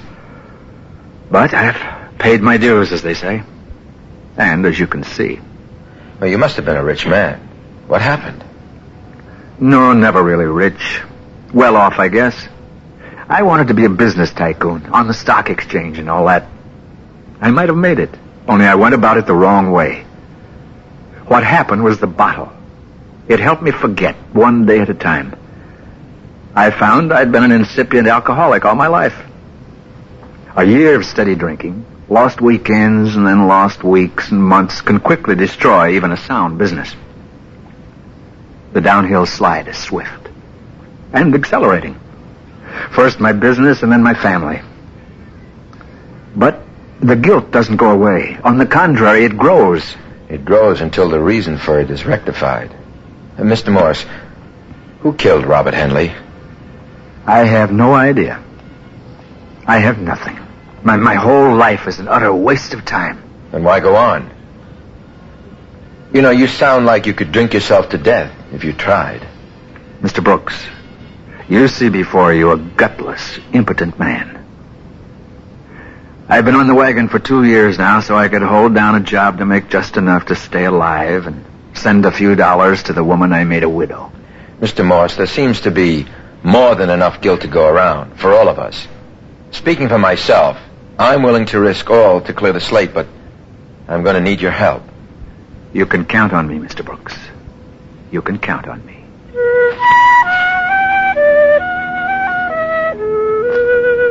I left Morse my number at the hotel in the event he had to reach me. I was disappointed that my theory about him had been wrong. But a man like that needed no assistance in inflicting self-punishment. Hugo wasn't at the office when I called, so I left a message for him not to print anything yet and that I'd be in touch. Though as of the moment, I was no further along in clearing Barry than when I had first started. It all added up to one big zero. Somehow, I had the feeling something was missing. Like the slush fund. Something obvious. I drove Hugo's car back to the Delta to see if I had any messages.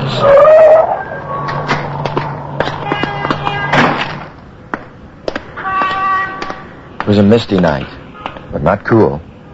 I looked up into the sky, and the moon was barely a sliver. The stars, invisible. I tried to locate my room from the street below by counting it from the corner. I counted again. No mistake. That was my room with the lights on and the curtains puffed out the open window. I ran to the lobby. The desk clerk was nowhere in sight. I got out on the 4th floor and took the stairs up one flight.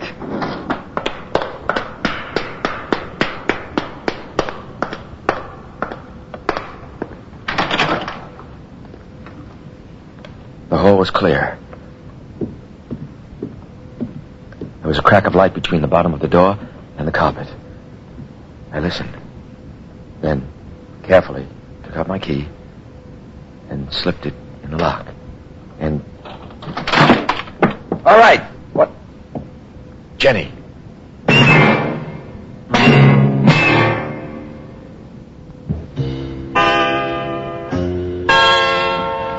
It was a toss-up as to who scared who more. Seeing Jenny there in my room was both a relief and an obstacle. I hadn't realized how much I had missed her, and yet she could only make matters more difficult by being so close. But I hid my ambivalence as best I could, and we spent the night together. In the morning, we had room service under breakfast. It was then that I explained the situation. So that's about how it stands at this point, Jen. Come home, Carl, please. You've done what you came for. You're a free man. If it was only so simple. Jenny, you have no idea what effect this has had on the lives of so many people. All right, but what about us, our lives? Suppose you do find out who killed that man. Then what? Well, that's most of what I have to do. There's more? Carl, you're driving yourself... Barry's dead, but his family lives on. You mean his wife and child, don't you? Ellen, isn't that her name? Just some kind of benefits. I mean, a fund for Katie. Something. Carl, are you telling me everything? I don't know everything. I mean about Ellen. What does she want from you? Well, I suppose at this point she probably wants me to die or disappear. She's bitter, Jenny, and I don't blame her. She and I were close once. We were just kids. I was best man at her wedding. Oh, Carl, it hurts me to see you like this. I came here to comfort you, to be with you. I know you didn't want me here, but I had to see you. Look, I'll go back to Coulter today if it's really what you want. If I had a choice, Jenny, if I was really free... Oh, please, don't say anything. I'll call the airport. I'll get it. No, don't. Hello? Oh, yes, he's here. Hello. Hello, Judge. I'm just fine. How are you these days? Oh, you'd like to reconvene our discussion from the other night? Or just say when? In your chambers? Very good, Judge. I'll be there. Carl, what's wrong? Why didn't you want me to answer the phone? Are you in trouble? Look, I have to meet with Judge Mercer about some dirty laundry. I'll be back this afternoon.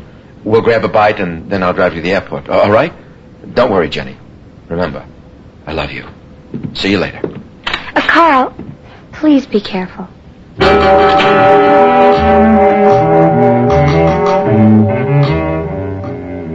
I must see you about a matter of considerable importance, Lloyd Mercer had told me over the phone. The wheels were turning, and I was botching up the mechanism. There wasn't much doubt as to what Mercer wanted to talk about. It was the particulars that aroused my curiosity. He was waiting for me in his chambers, all decked out in official garb. Come in, Carl. Good of you to drop by. You look very spiffy in your robes, Mr. Mercer. Judge. Sit down, Carl. Can I get you something? No, thank you. I only drink socially. Really, Carl? So hostile. Carl, a matter of what I feel significant importance has been brought to my attention. A matter that concerns me, Your Honor? We've received some new information on the Henley murder. It points rather definitely toward your culpability. Oh, really? Apparently there was an eyewitness. Someone saw me kill Henley? Not actually performing the act. Let me guess. This eyewitness was Joseph Farris. Splendid conjecture. He was out of town during the trial, and since I was the district attorney, he told me what he knew. Still, I couldn't believe that you'd killed Henley, and I told him so. Your faith in me is nothing short of overwhelming, but what suddenly changed your mind? Carl, you were a fugitive. A cogent fact relating to your guilt if, of course, the case is reopened. If? Well, it's impossible to prosecute a man who can't be found. You know that as well as the next fugitive. What if I stay? Well, you could try to save yourself. Discrediting you would be ridiculously easy, and very likely prove to be a political bonanza for me. Anyone knows a man accused of murder is liable to say anything to save your skin. And the voters have a ready sympathy for public servants unjustly attacked. Same old song, just different lyrics. I'd love to vocalize, Your Honor, but... I thought you were smarter than that, Carl. I'm a much older hand at this sort of thing than you. A point well taken. I have a full calendar today, so I'm afraid you must be going. In parting, let me say, if you're still in the jurisdiction of this state tomorrow morning, be prepared to remain here, behind bars, for the rest of your life.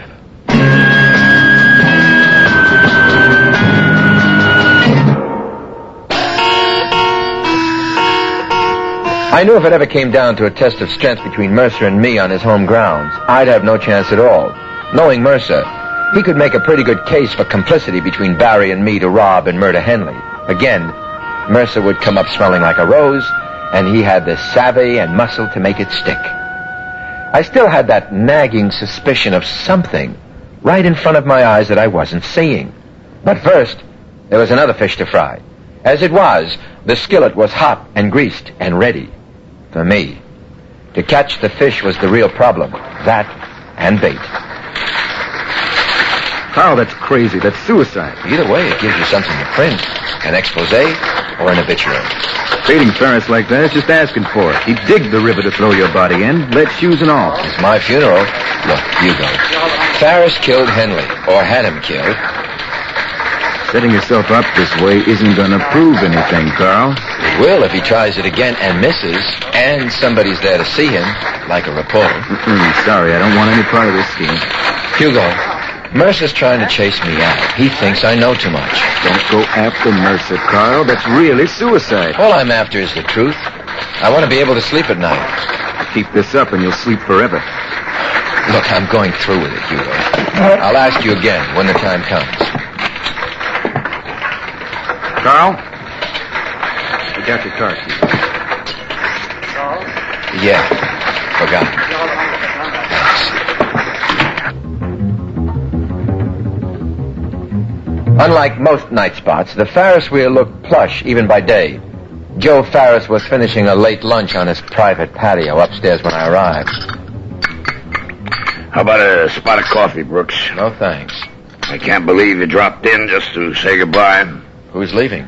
Yeah, I figured you'd be dumb enough to stick around. Mercer says you'd testify against me in court, but I have my doubts. The sword cuts two ways, and you know it. You gotta be the cutest guy in town, Brooks. If you saw me in Henley's room, I saw you. The next obvious question would have to be, what were you doing there? I will have a lawyer, of course, and there has to be a complete trial even in this state. With Mercer in my corner, I'd take my chances. I don't think you're going to let it come to that. I've got everything just about together now. All the details of who contributed to that fund for Mercer and what each of you were buying. You're bluffing. Am I? How do the names Clarence Lacey, Owen Morse, and Frank Irwin grab you? You have been busy. But all they can supply is talk, no proof. Enough talk to blow your sweet setup in this town sky high. And when I complete the angle I'm working on, I'll have enough evidence to pin Henley's murder on you and make it stick. You're cute, all right, Brooks, but not very bright. Maybe not. But I suggest you talk to the judge and tell him your eyesight isn't what it used to be. I'd think about it if I were you, Ferris, or... Or what, punk? I'll see you in court. Now the hook was baited. I just had to hope that the fish wouldn't strike before I was ready. I drove back to the hotel to get Jenny. I had to put her on a plane before the fireworks started. I parked the car and walked along the same sidewalk as the night before. As I looked up towards my window again, I practically fell over a group of workmen sitting along the side of the building. Hey, you better watch where you're going, buddy. You might hurt yourself. Yeah, sorry. I'm sorry. At the desk, I stopped to see if I had any messages. There were two. One that Dr. Irwin phoned and left his number for me to call back. And the other was a note from Jenny. Dear Carl, I didn't want to make things harder for you than they already are, so I'm saying goodbye to you this way. I've taken a taxi to the airport, and we'll be in Colter sometime tonight. Don't worry about anything, darling. I understand what you have to do here. I'll be waiting for you when you come home. Love, Jenny.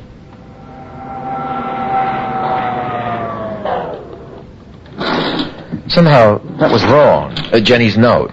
Something about it. I couldn't quite pin it down, but it bothered me.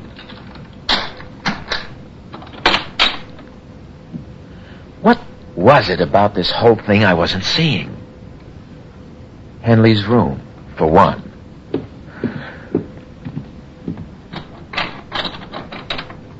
Where did I go after I slugged Ferris?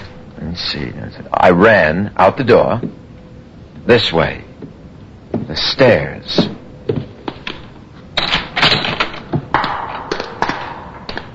let's see. I ran down the stairs to here. Then, see, I turned this way, but if I'd gone straight...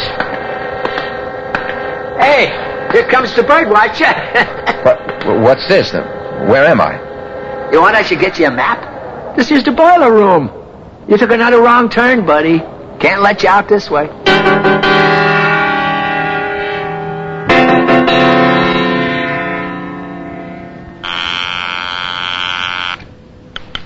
Metropolitan Airport. I'd like to page Miss Jenny Duncan, please.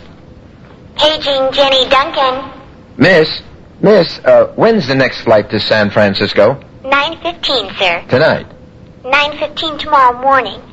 Well, when did the last flight leave? 9:15. There's only that one flight daily, sir. They've got Jenny.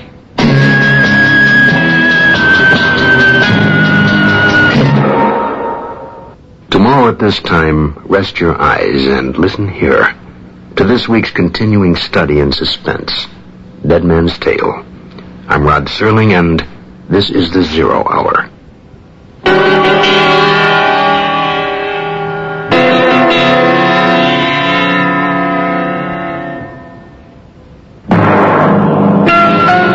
You've been listening to the Hollywood Radio Theater's presentation of The Zero Hour, heard every weekday at this time.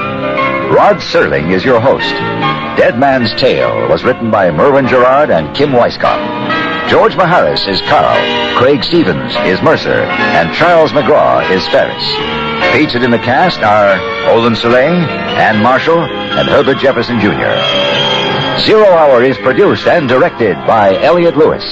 Jack Myers is executive producer, Rochelle Sherman associate producer, and Kim Weisskopf story editor. Music conducted and composed by Stanley D. Hoffman. The Hollywood Radio Theater theme was Records and Tapes. This has been a J.M. Kholos Enterprises production. Hugh Douglas speaking. Tune in tomorrow, and once again, rest your eyes and listen here to the Zero Hour.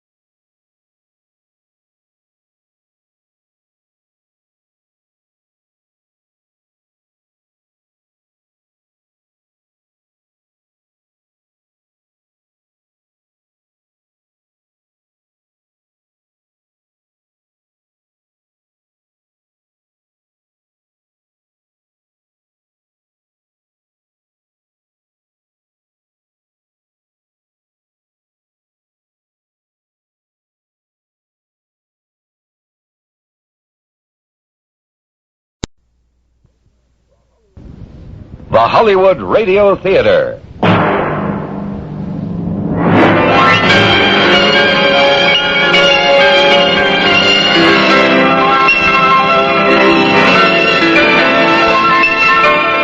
Every day at this time, Monday through Friday, a J.M. Kholos Enterprises production, the Hollywood Radio Theater presents an unusual tale of mystery and suspense.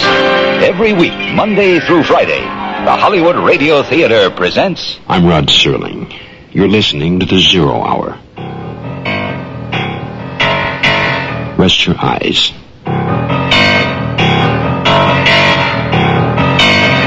Exercise your imagination. This week, Merwin Gerard's study of a man pursued. Dead Man's Tale. Starring George Maharis. Craig Stephen.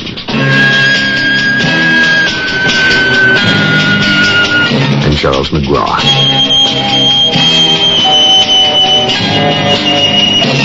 In Elliot Lewis's production of The Zero Hour.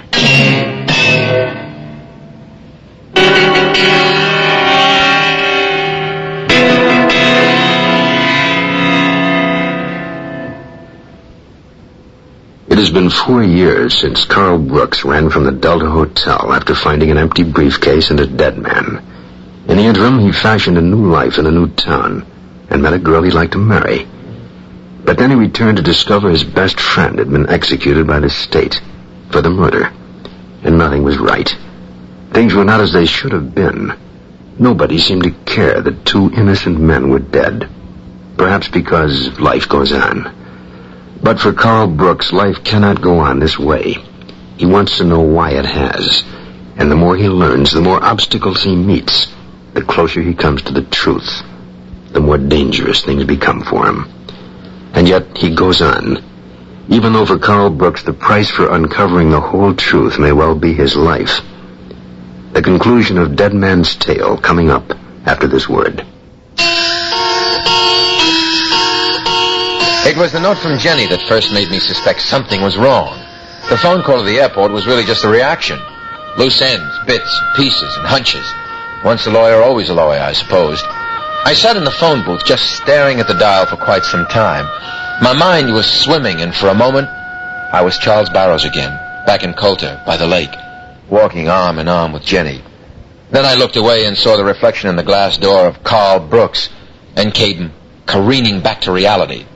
Jenny's note, and the message to call Dr. Irwin. County General Hospital. Dr. Frank Irwin, please. Dr. Irwin is recovering from an accident and cannot be disturbed.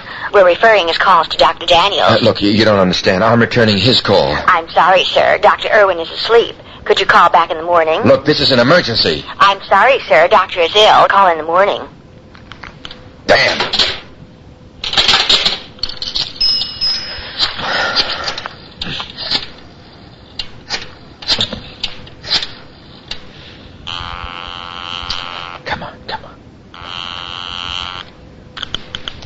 City desk, Brownell. Hugo. Carl, where are you? They've snatched Jenny. Who? Jenny. Who's Jenny? Didn't I tell you? Jenny's the girl I met in California. Hugo, she's why I came back. I mean, she's my new life. She came into town last night and was going to fly back tonight, but hold on, slow down. You lost me. Well, but they know she's here. I'm sure it's a ploy to get rid of me before... Carl, will you calm down? All right. Now, what I can make of your babbling, you think Ferris kidnapped Jenny in order to flush you out, right? Right, that's right. Wrong. And I'll tell you why. If Ferris had her, I'd know about it. I've got every informer in town reporting in on the hour, and no one said a word about a woman. This is the first I've heard of it. Believe me, Carl, you've got enough real troubles without making up others. She's around. She'll show up. And if I were you, I'd stay put. Mercer and Ferris are in conference right now. But I have to get to County General. What's up? I don't know, but I have a feeling the whole ball game's on the line. Well, you better get going. It's the bottom of the ninth.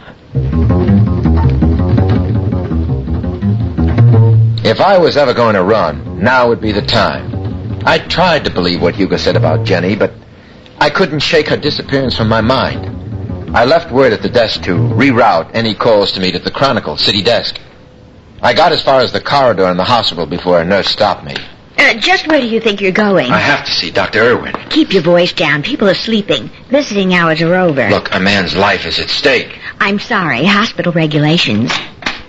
But Dr. Irwin, what are you doing out of bed? I want to see that man. But, Doctor... I take full responsibility, nurse. Well, I guess it's all right. But please get back into bed. Hey, Mr. Brooks, come on in. Thank you, nurse. Mr. Brooks. Mr. Brooks, I'm a troubled man. Well, what is it, Doctor? Well, it's about Ellen Wilson. Go on. Ellen's been like a daughter to Edna and me. We were never blessed with children of our own. Well, I worry about her, you know. Like a father worries about his little girl. And Katie, well, she's my little sugar plum. She tells me how she wishes I were her grandpa. You see, Ellen's parents are, well, they're not the nicest people. Well, to get to the point, Mr. Brooks, I called Ellen this morning to see how she was feeling. She said she was very upset about the trouble you were making for them, and she was sending Katie away to stay with her parents for a while. Now, Mr. Brooks, I'm afraid what I have to tell you now may cause me to break another oath. The confidence between physician and patient. What Dr. Irwin told me not only broke an oath, but broke the ice around my frozen memory. I was so close to feeling free once and for all, but there were still things to check out, and one very important locked door yet to be opened.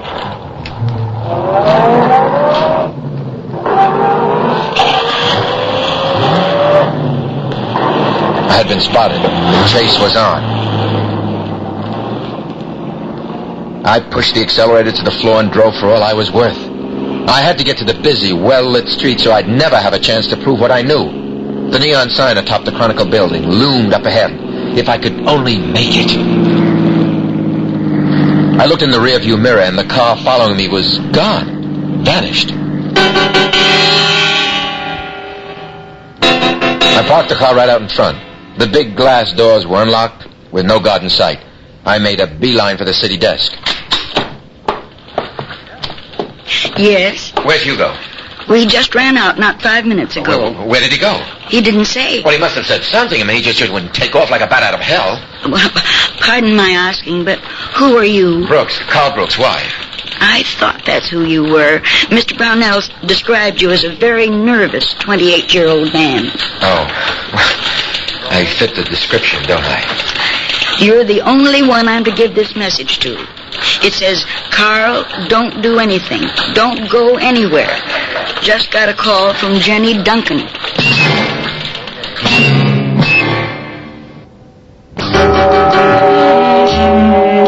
It seemed like every time I tied off a loose end, it knotted up. There was a question mark at the end of each answer. One more hunch. A faint recollection needed satisfaction. I had to get into the newspaper morgue just once more.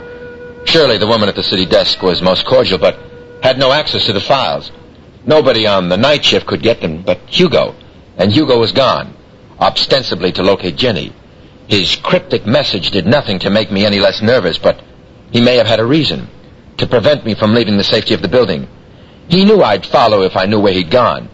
I took it all to mean that the summit conference between Mercer and Farris was over and war had been declared on Carl Brooks. I couldn't bring myself to sit it out. I was wearing out the linoleum in the city room when Shirley put down her magazine. Would you like some coffee, Mr. Brooks? No, thanks. I could send out for a sandwich from the diner. Look, I'm really not hungry. Or would you like to look at a magazine? Oh, I know. There's a stack of old newspapers behind Mr. Brownell's desk that you might enjoy reading. What did you say? I said there's a stack of old newspapers behind Mr. Brownell's... But this is it. This is what I came for. That's what I thought. I just wasn't sure. Did you find something, Mr. Brooks? Shirley, I wonder if you'd do me a favor? Certainly. Lend me your car for just 1 hour. The guard was at his station by the glass doors downstairs. We exchanged bewildered looks as I left. If I was followed to the Delta Hotel, someone did a good job of keeping out of sight. I slipped through the crowded lobby into the elevator and rode up. To the 5th floor. Down the corridor, to the door to my room, and beyond, until I got to the locked door outside what used to be room 515. If only I could get inside.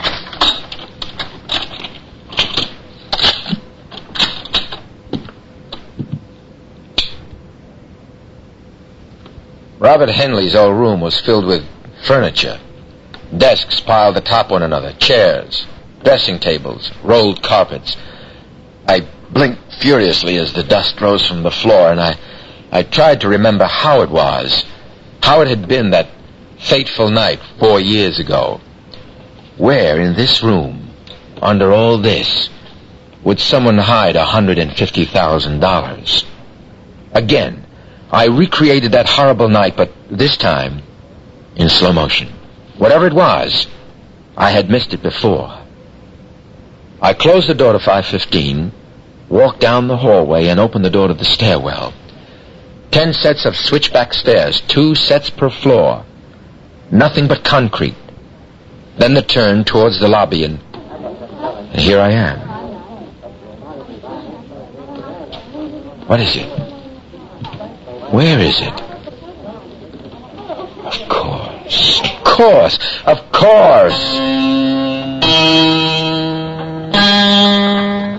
The desk clerk was most cooperative. $50 was a cheap price to pay for what I had found.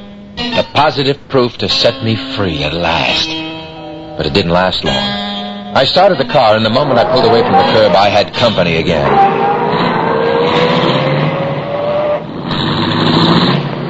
I got a good look this time. There was a pickup truck with a single hatless man inside. From the angle of the headlights, I could tell this was my vanishing friend. Then, coming from the other direction, the big maroon touring car. I made a hard turn onto the frontage road leading to the residential tract homes. The pickup made the turn, but the big car missed it. I was nearing my destination when... No, I can't be out of gas. Come on, Brooks. Get in. Hurry. Owen Morse.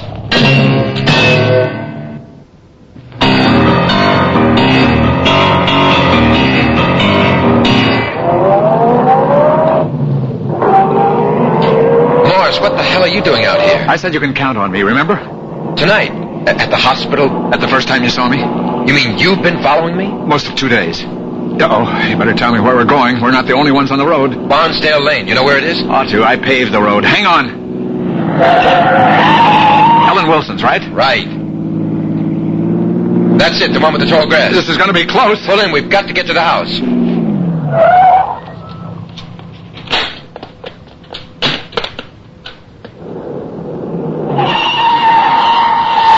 It looks like the string's finally run out. It follows a pattern. There's no avoiding it. What? It's only a matter of time. You can run away or try to escape inside yourself. Morse, will you stay back? They won't shoot unless they're sure we're here. You can't run forever, and if you turn it inside, you end up on the slide. Either way, it's the same thing, so the faster you get there, the better. Get back. I'm cold, Brooks. My teeth are chattering. Here. Take my coat. Thank you.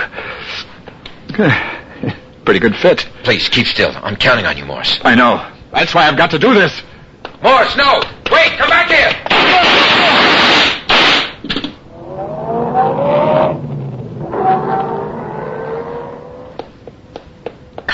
Carl! It had to come to this. I saw the whole thing. You'll never get away with it. Who is this man? Jenny, I was worried sick. Carl! That's Owen Morse. They thought...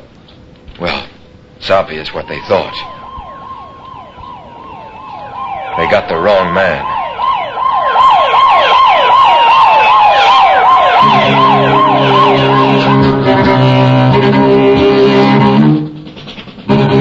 So that about does it. And this killer struck once too often. Forgive me for lying to you, Carl. I had to speak to Ellen about us. I tried to reach you. Sorry it took me so long to get here. Yeah, where were you? I got a flat tire. Came right off the rim. At least I got the story. Yeah, well, don't put your pencil away just yet, Hugo. I'll get coffee. No, Ellen. I want you to hear this. I want you all to hear what really happened 4 years ago. All right. Shoot. Okay. Farris found me in Henley's room just after I discovered the body. He accused me of murder and asked me where the money was. Well, that's typical to frame you. No, he really believed it. I panicked and hit him and then ran down the stairs to the lobby. Henley's killer used those same stairs to escape. So Farris could have done it and come back up in time to find you in the room. He could have. It was Farris, right? Wrong, Hugo, and I'll tell you why. At that time, Farris, Mercer, and 3 others knew there'd be money in that room. Well, the other contributors. Morse, Lacey, and Irwin. Not those 3. They knew about the money, but not where it was or who had it. Oh. Mercer was at election headquarters that night. I know. Mercer never saw the money. Someone else knew Henley was carrying $150,000. It was so obvious that no one even thought of suspecting him. Who, Carl? Henley. Well, Henley didn't kill himself. Mercer gave me the idea this morning when he threatened to prosecute me for conspiring with Barry to rob and kill Henley. Complicity. Henley didn't kill himself, and he couldn't rob himself either. He had to have told someone he knew. Henley was from out of state. He was chosen for the job because he had no connections with anyone. No visible connections with anyone. That's what made it so hard to figure out, even though it's obvious who it was. Who was it? Barry Wilson. Are you saying Barry did kill Henley? The killer was still in the building the whole time I was, on the same stairs I ran down on my way to the lobby. You mean you went right by him? No, the stairs go further. He was waiting below, by the boiler room, by an exit I didn't know existed until later. But you saw him arrive when you were leaving. When I left the hotel, I did see Barry, but I didn't see him arrive. He was running down the sidewalk along the west wing of the building, at about the spot where the door by the boiler room opens. That's incredible. That's ridiculous. That's what happened, although it wasn't part of the original plan. Henley and Barry had it all set up. Barry was to go to the hotel room, tie up Henley, make it look like a robbery, and hide the money to be split later when things cooled off. Mercer almost blew the whole thing by sending me to pick up the documents. Barry listened in on the intercom, and that's when he decided to cross Henley. I'd be the perfect alibi, and the obvious suspect, not only for robbery, but first-degree murder. And it would have worked if you hadn't run. Not quite. What Barry didn't plan on was the fact that Henley crossed him, too. Hey, you lost me. Henley and Barry were acquaintances, but they never really trusted each other. There was too much at stake. Henley was well prepared for a double cross. Obviously not well enough. He never had a chance to use what he had, or rather, didn't have. What are you talking about? The money. There never was any money up in that room. The briefcase was empty when Barry broke it open. You mean there was no money? None. None that Barry ever saw. 5 people knew there was money, who had it, and where it was supposed to be. Farris, Mercer, Henley, Barry, and one other person. Yeah, but who else could have known? The only person who knew both Barry and Henley. The only person who went back to the boiler room to look for the money where Barry was supposed to have hidden it. But it wasn't there. Was it, Ellen? No, it wasn't. I never saw a penny of it. It was all for nothing. How did you find out? Well, I needed help. I spoke to Dr. Irwin this evening. There was something else Barry didn't know. Dr. Irwin told you. Well, he didn't mean to give you away. He was only concerned about you and Katie. Hey, I don't know what's going on here. Ellen, you tell him. It's your story. The whole truth came out that evening. I had asked Dr. Irwin more about Katie's grandparents. If he didn't approve of Ellen's parents, surely Barry's folks were nice enough. That was when the doctor revealed to me what even Barry didn't know. Since Barry's death, Ellen had refused to allow Katie to visit the Wilsons. When I asked the doctor why, he told me there was no way Barry could have been Katie's father. He was sterile. That led me back to the newspaper accounts on the trial. While looking through the files with Hugo for the 4th contributor, I read something about Henley's hometown, a small hamlet in Indiana. It hadn't occurred to me that it was the same town where Ellen Upshaw had come from years ago, and the very same town where Barry and Ellen used to go on vacations before Katie was born. It just took a little while to make the connection. Then, the final proof, the money. And that was the most obvious thing of all. Where would someone in a hotel keep $150,000 in cash? The $50 I'd laid on the desk clerk brought me access to the hotel safe, where I found a 4-year-old package and a notarized letter that was, in effect, a man's will. It read, "If this package is not claimed within 30 days, the contents shall be used to establish a fund to be dispersed on the 21st birthday of my daughter, Catherine Wilson. It was signed Robert L. Henley.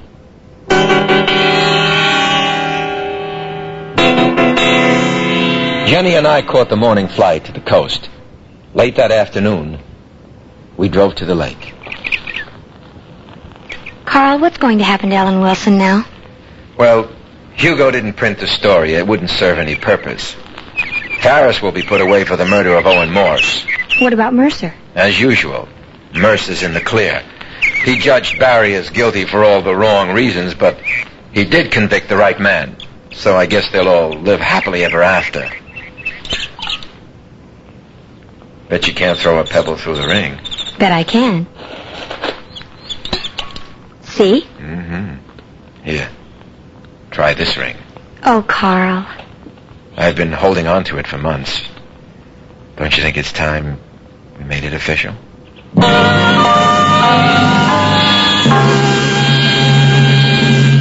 Hello, this is Susan Strasberg. I'll be here next week on the Hollywood Radio Theater's new zero-hour mystery with Peter Marshall, Andrew Duggan, Mary Wicks, and Kent Smith.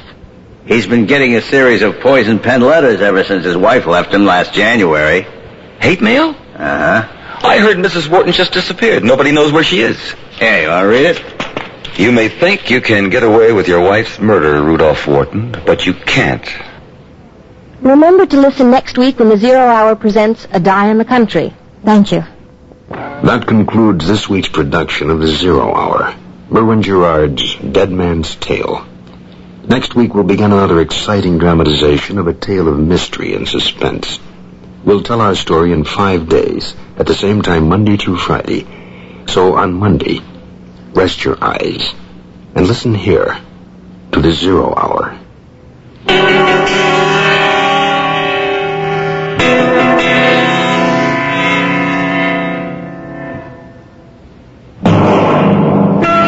You've been listening to the Hollywood Radio Theater's presentation of The Zero Hour, heard every weekday at this time. Rod Serling is your host. Dead Man's Tale was written by Merwin Gerard and Kim Weisskopf. George Maharis was Carl, Craig Stevens was Mercer, and Charles McGraw was Ferris.